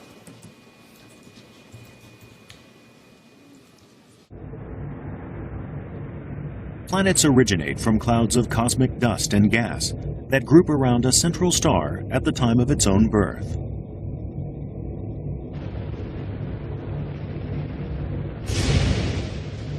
As these dusts and gases coalesce, they eventually form larger bodies, planets. Ida has run 3,000 permutations to see what sorts of planets might originate from varying amounts of the same dusts and gases. These are the results. Each dot represents a planet. The colors indicate what the different planets are made of. Green means that the main constituent is rock, as with planet Earth. Red means a planet such as Saturn, composed primarily of gases. And blue indicates that the planet is made up mostly of ice, like Neptune. Voigt's observations put the mass of Gliese 581g at triple that of Earth's, and its distance from its star at 22 million kilometers. この黒で囲った値というのがグリーゼ 581g の、惑星に対応する場所です。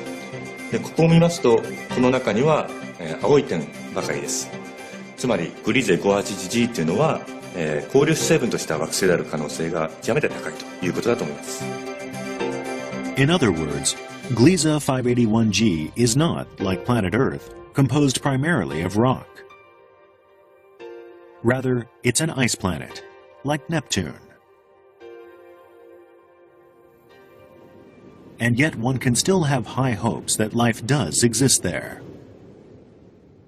惑星本体がほとんどが氷でできているので、ハビタブゾーンまで来ればその氷が溶けて、つまり液体の水、つまり海がふんだんにあるような惑星になっているというふうに考えられます。Ida believes that Gliese 581g was born as an ice planet in a cold region far from its parent star. In the course of tens of thousands of revolutions, it gradually drew closer, winding up in the middle of the habitable zone. The result was that the surface ice melted, becoming liquid water, creating an ocean planet. The amount of water on such an ocean planet would be quite different from what it is on our own planet. Look at a cross-section of Earth. It's made almost entirely of rock. The oceans make up just 0.02% of the total mass, a very thin layer. Gliese 581g is different. It's primarily water. In fact, water makes up over 50% of the planet's mass. The first planet ever to be discovered in a habitable zone, Gliese 581g.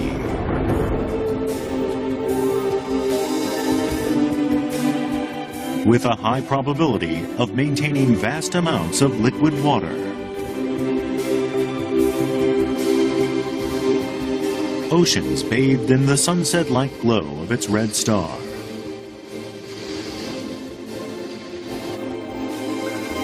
What sorts of life forms might we find there?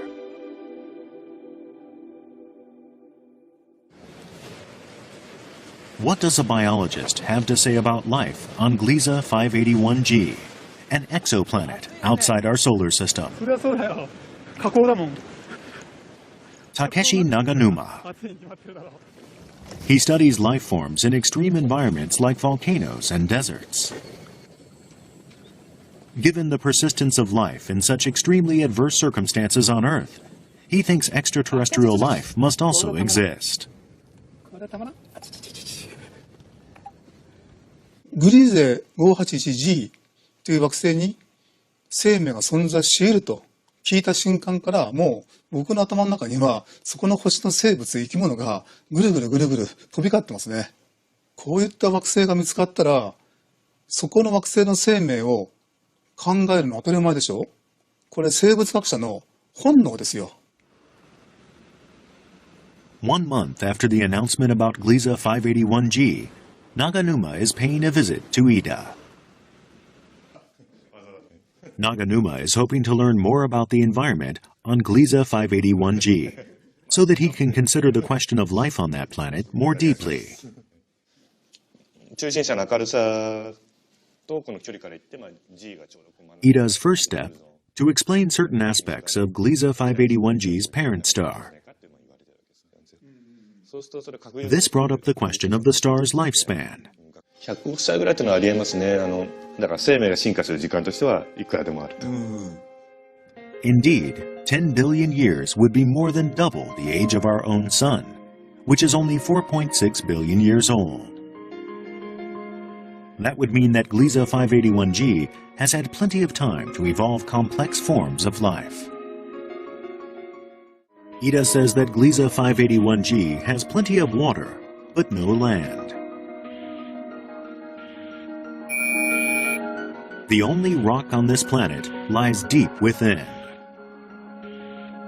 With the ocean reaching depths of several thousand kilometers, there is no way that that rock could form dry land.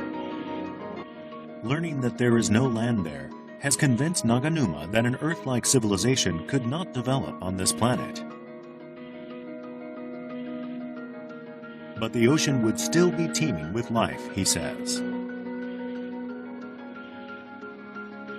What form would that life take? Let's take a look at the world of Gliese 581G as envisaged by Takeshi Naganuma.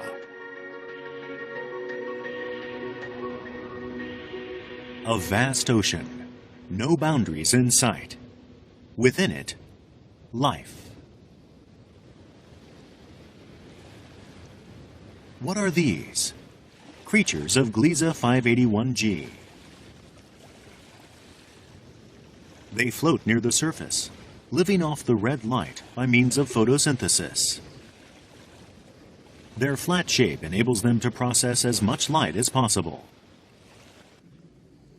Life exists not only near the surface, but in the depths as well. These tube-like creatures are an example. They move by propulsion, taking water in with their mouths and expelling it from their rear ends. At the same time, they filter plankton, from which they derive nourishment. Their flexible bodies can adjust to variations in water pressure, enabling them to range from the deep sea to shallower waters.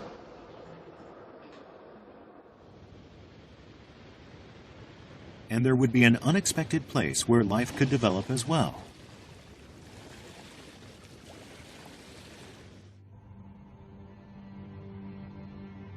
Surrounding a planet that is triple the mass of the Earth, the atmosphere of Gliese 581G is estimated to be 100 times denser than Earth's.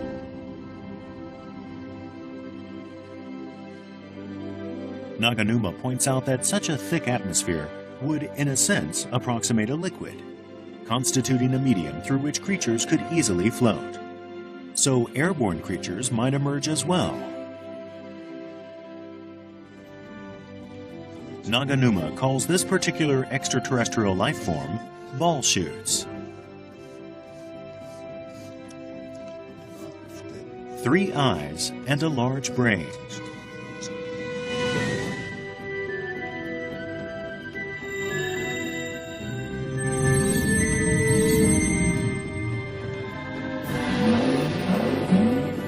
What kind of life would they lead, these skyborn aliens?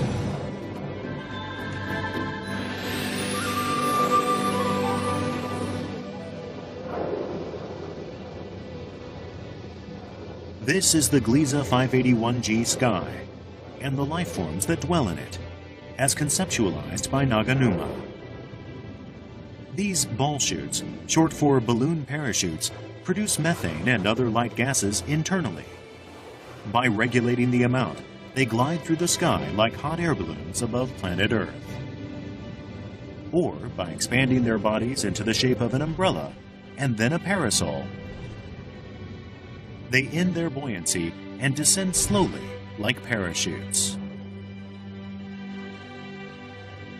They negotiate the skies at will, using their large brains and skillful bodies.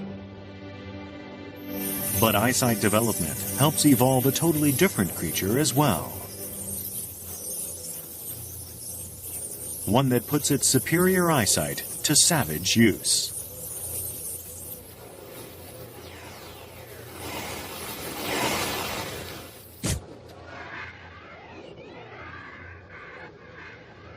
That's right. These new glider creatures are carnivores. When they spot prey, they go into a power dive and spear their victim with their sharp jaws.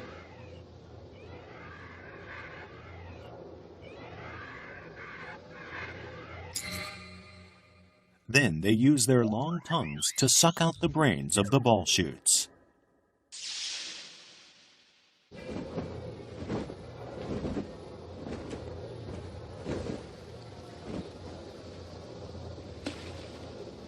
A plausible view of life and death on Gliese 581G, whose long-lived son has given it time to evolve diverse life forms.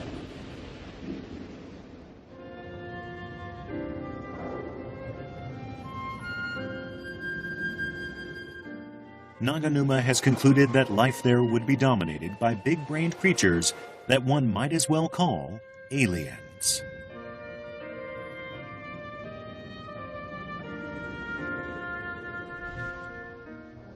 とても賑やかな世界だと思いますよ。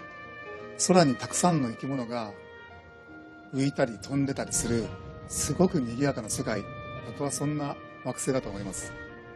いやー、そういう賑やかな空の下に行ってみたいですね。The universe is teeming with life. That's a premise that scientists are busy turning into a conviction. Stephen Vogt, a co-discoverer of Gliese 581G, is himself setting forth on a new cosmic front. So this is the part of the automated planet finder. Vogt has developed a device to search for planets like Gliese 581G automatically. You enter in the location of the fixed star near which you want to search for planets, and then it conducts the survey for you automatically. It's being installed at the University of California's Lick Observatory. The fixed star around which Gliese 581G revolves is a red dwarf star. Such stars make up nearly 80% of the Milky Way.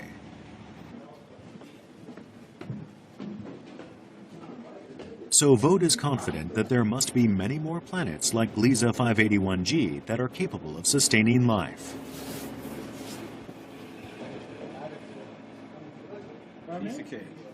So my expectations for the APF are that we will find many Earth-like or Earth-sized planets capable of supporting life as we know it. There's probably tens of billions of such planets in our galaxy, and so we hope to find the nearest ones with this facility. I know we'll find them. I'm certain of it. The universe is teeming with life. Someday that will be proved by scientific observation. Vogt's passion will not permit him to abandon that quest.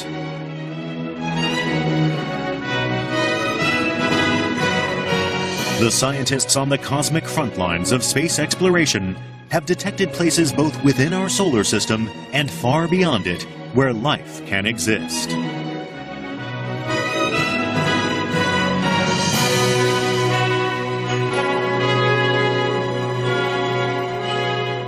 In space, worlds unfold beyond our wildest imaginings. They are merely waiting for us to discover them.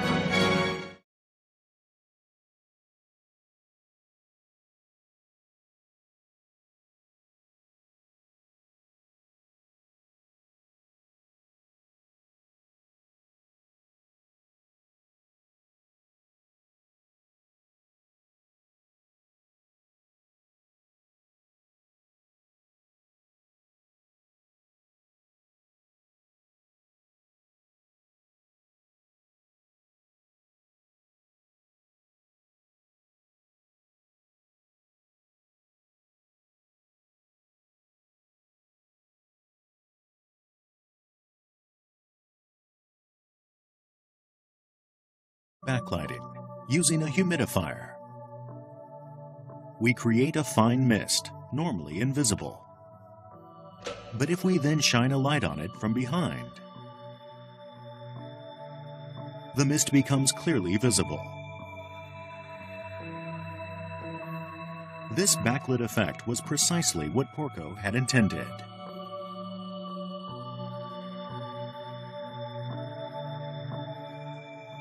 Let's return to that first Cassini image. If we look closely at the south pole of Enceladus, we see what Porco had been hoping to see, a conspicuously bright portion. A month later, a backlit Enceladus was photographed once again. In the same location, one could clearly make out filaments of light. A plume being sent from Enceladus into space. Analysis of the images revealed that this plume extended more than 100 kilometers. What really, I think, made everybody just stand back in awe was the magnitude of this phenomenon. July 14th, Cassini began a major phase of research. Reducing altitude to 168 kilometers, it made detailed observations of the terrain near the south pole of Enceladus. The mysterious moon then displayed features that even Porco had not anticipated. A number of vertical blue streaks. No craters at all, just this series of parallel fractures stretching for 130 kilometers. The anticipated volcanic topography was not present, but it was equally clear that the area had seen robust geological change. It looks totally different, unique. Not only did the imaging team get this incredible look at this region that no one had ever really seen before, which is the south pole of Enceladus, and not only did we find that it was geologically unique, it was characterized by this set of fractures and was crater-free, very bright.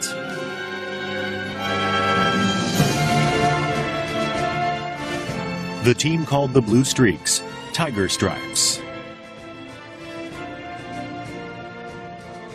The tectonic activity across this area was indicated also by the surface temperatures. The average on Enceladus is minus 200 degrees Celsius. But the tiger stripe showed a dramatic increase to minus 80 degrees Celsius. Some researchers estimate that the highest portions of that area rise to minus 20 degrees. Furthermore, the nature of the plume was revealed. Analysis of the data showed it to be comprised mainly of ice and water vapor.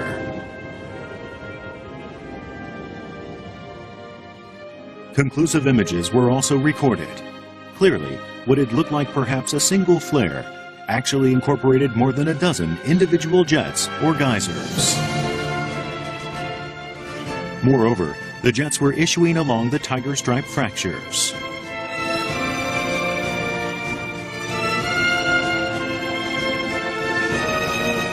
And the material they released into space has been forming one of Saturn's rings.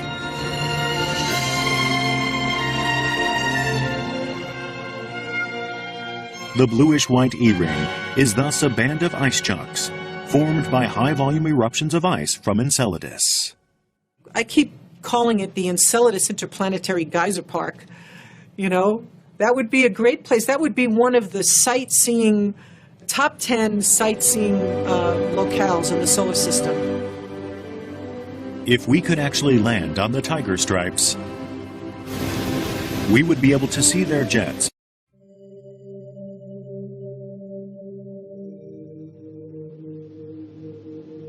Is our existence in this universe an isolated phenomenon? Or is space in fact teeming with life?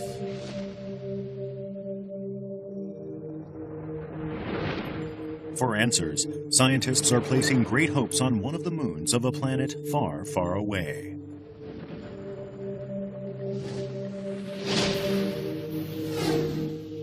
More than 1 billion kilometers from Earth lies the planet Saturn. Hidden amidst its rings is a moon with good prospects of harboring life.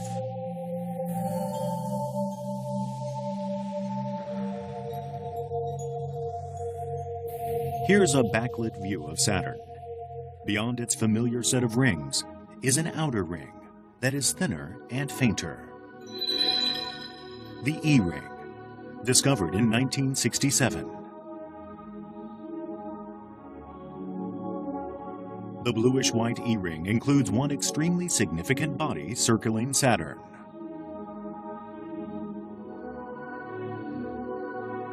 Enceladus, one of Saturn's many moons.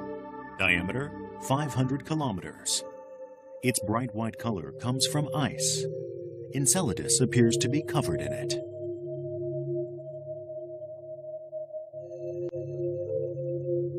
This image of Enceladus was taken by the Voyager 2 spacecraft in the 1980s. Seeing it, many scientists were astonished. The moon's surface is remarkably smooth. The elimination of craters in some areas suggests massively transformative tectonic events.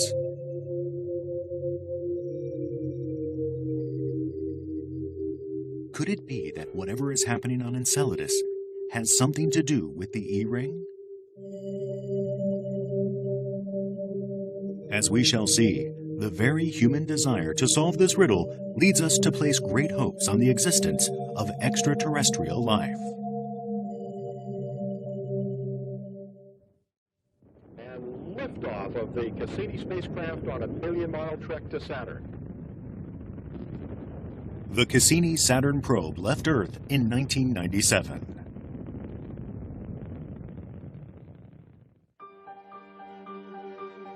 Its primary mission, to examine the relationship between Enceladus and the E-ring.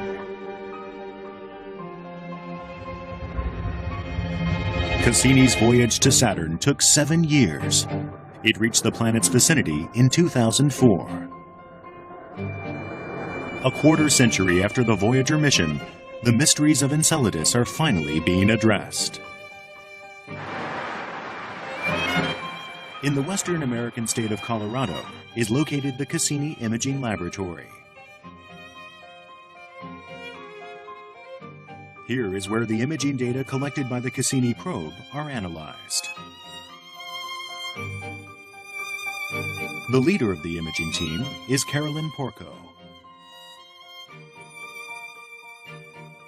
She says that starting with Cassini's very first image as it approached Enceladus, she was filled with astonishment.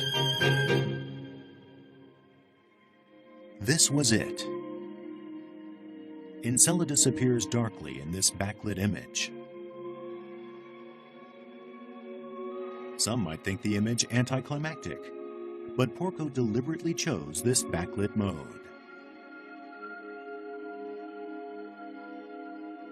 Some suggestions were that there might actually be geysers. There might be little volcanic kind of geysers coming off the surface of Enceladus, spewing tiny ice particles into orbit around Saturn and forming the E-ring. We, in fact, had planned our sequences of images to include observations where we're looking in the direction of the sun, so that if there was a plume of very tiny particles, we would be able to see it.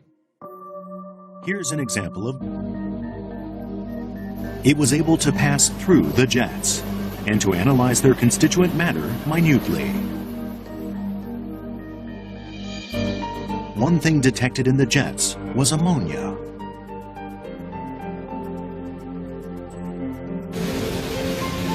If ammonia is dissolved in water, it permits the water to maintain its liquid state even in temperatures as low as -97 degrees Celsius. In other words, it functions like antifreeze. But there is another factor melting the ice on this frigid moon.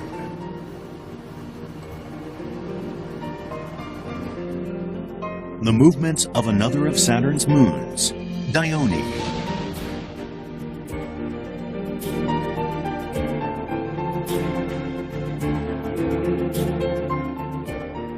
Enceladus revolves around Saturn on an orbit in between Saturn and Dione.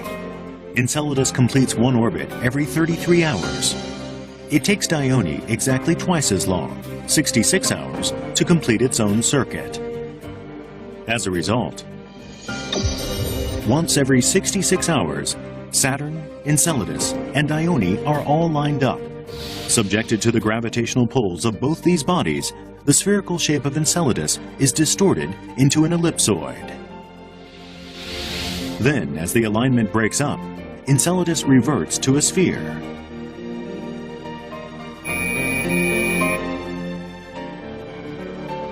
When this happens enough times, the interior of Enceladus experiences a buildup of frictional heat. That melts some of the ice in the crust. It turns into liquid water. The hypothesis is that then, as the surrounding ice fractures, the water gushes out in jets. Maybe a body of liquid under the surface of Enceladus. So the jets are an indication to us, actually, that we have on Enceladus a place where life might have gotten started. An ocean under the ice of Enceladus, nurturing diverse forms of life. That's the vision of another scientist as well. Yasuhito Sekine is a scientist at the University of Tokyo. He believes that the warm environment of this ocean under the ice serves as a cradle of life. エンケルダスが土星からの重力の影響を受けて歪むわけです。で、その歪んだのがですね、氷の近くだけじゃなくて海の下の岩盤までおそらく歪んでて、そこで歪むことによって熱が発生すると。Such gravitational distortions have huge consequences. Sekine believes that not just the icy crust, but the underlying rock is affected as well, producing frictional heat.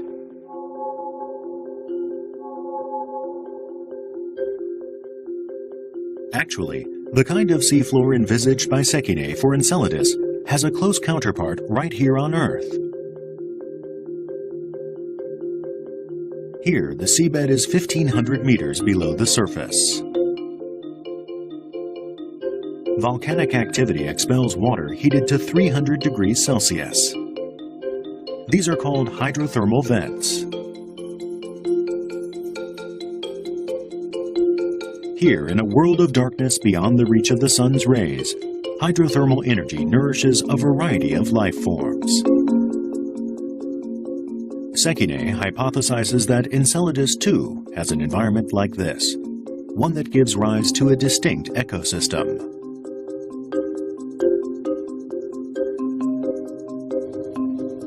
In 2009, Cassini observation data were announced, data that apparently supported Sekine's hypothesis. An article in the science journal Nature detailed He has found microorganisms in all of these samples. This image conveys the fantastic capabilities of these microbes. The white images are microorganisms. The black background is the water. The membranes covering these creatures' cells is made of material that protects them from freezing. Rather than freezing themselves, they melt the surrounding ice. It has been confirmed that there are certain forms of life capable of existing in a minus 40 degrees Celsius environment. I believe it is very possible that there could be life in the tiger stripes of Enceladus. They're much hotter than what anyone believed possible, and we now know that microorganisms live in glacial ice all over the planet Earth. Therefore, there could be microorganisms alive and thriving in the tiger stripes of Enceladus. Considering the sheer tenacity of life, it could well exist on Enceladus too. Of that, Hoover is convinced.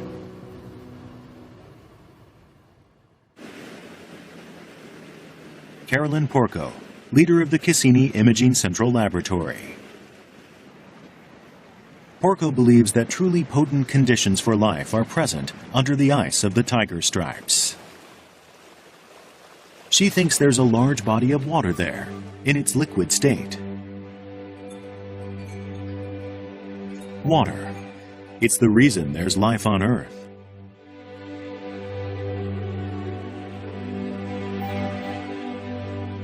Across our globe, all sorts of life forms use water in all sorts of ways. Porco is convinced a huge amount of water lies under the tiger stripes.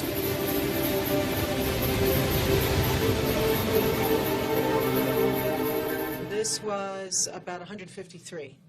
So her conviction originated during analysis of the Cassini images, when she noticed something distinctive about the jets. And that's why it's clear here. You could see the extent of it, how big it is. What we're seeing in these images of the jets, those are tiny ice particles, and we see so much of the solids compared to the vapor that is detected by the other instruments, that the most plausible way to get that is from saying that the material starts out as a liquid and the liquid droplets eventually freeze and become the particles that we see. Measurements show the diameter of the particles to be less than 1/100th of a millimeter. If these geysers were shooting out only broken up bits of surface ice, it is difficult to explain how so many particles could become so small. But if it was water that was gushing up, freezing after the spray had become droplets, then that would explain the large quantity of ice particles. But Saturn, around which Enceladus revolves, is 1.4 billion kilometers from the Sun. That's 10 times farther away than Earth. That's why the surface temperature of Enceladus averages minus 200 degrees Celsius. Any water on it would freeze, becoming ice. On this moon of ice, how could a large body of water exist in a liquid state? NASA's Jet Propulsion Laboratory, JPL, is located in the suburbs of Los Angeles.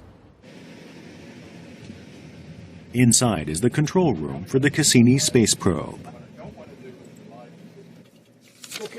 Today they are again instructing the probe, 1 billion kilometers away near Saturn. Recently, Cassini has uncovered facts supporting the theory that liquid water is present on Enceladus.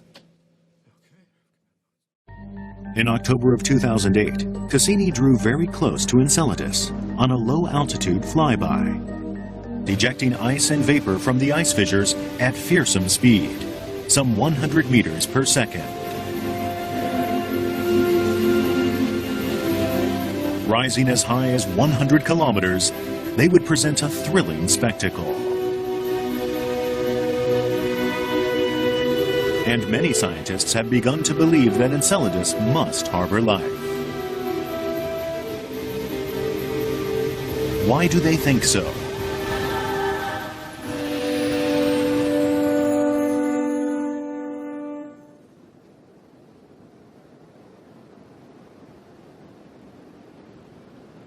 The Austrian Alps have an elevation exceeding 3,000 meters. Near their summits lie glaciers. One scientist thinks that this area bears a striking resemblance to the tiger stripes of Enceladus.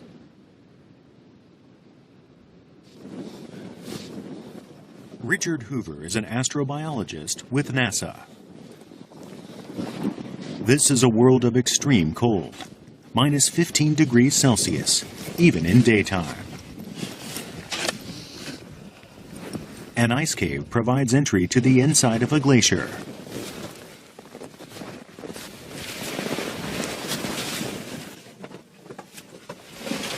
Sunlight cannot reach into the ice cave. This is a world of darkness, like Enceladus, which exists so far from its sun.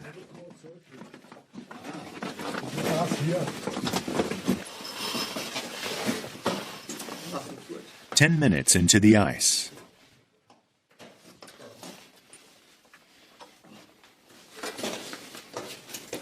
A huge space opens up.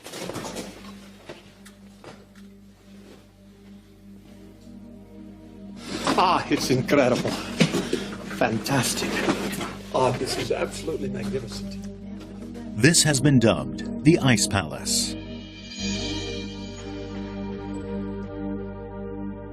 Huge columns of ice. Hoover posits that the tiger stripe area on Enceladus must look like this. These spectacular ice stalactites hanging down from the surface and from the walls, these kinds of formations may actually be occurring in the tiger stripes of Enceladus also, where the ice crystals are forming and then under the gravitational field falling inward toward the center within the crevasses of these magnificent tiger stripes.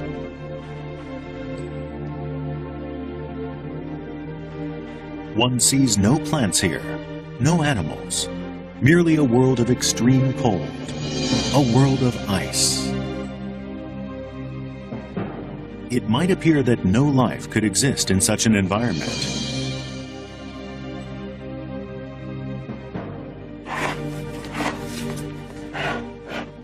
But Hoover thinks differently. He extracts an ice core and carefully bags it. The ice he brought back from the ice palace is melted in its hermetically sealed bag and then analyzed. First step, microscopic examination. Nice motility. Wonderful. Blinking right here. This is a bacteria swimming. You see? Yeah. Microorganisms living in a world of ice.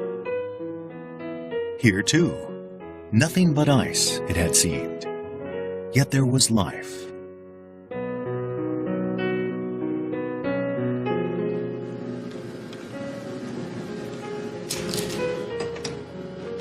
In his lab, Hoover preserved samples of ice collected from around the world.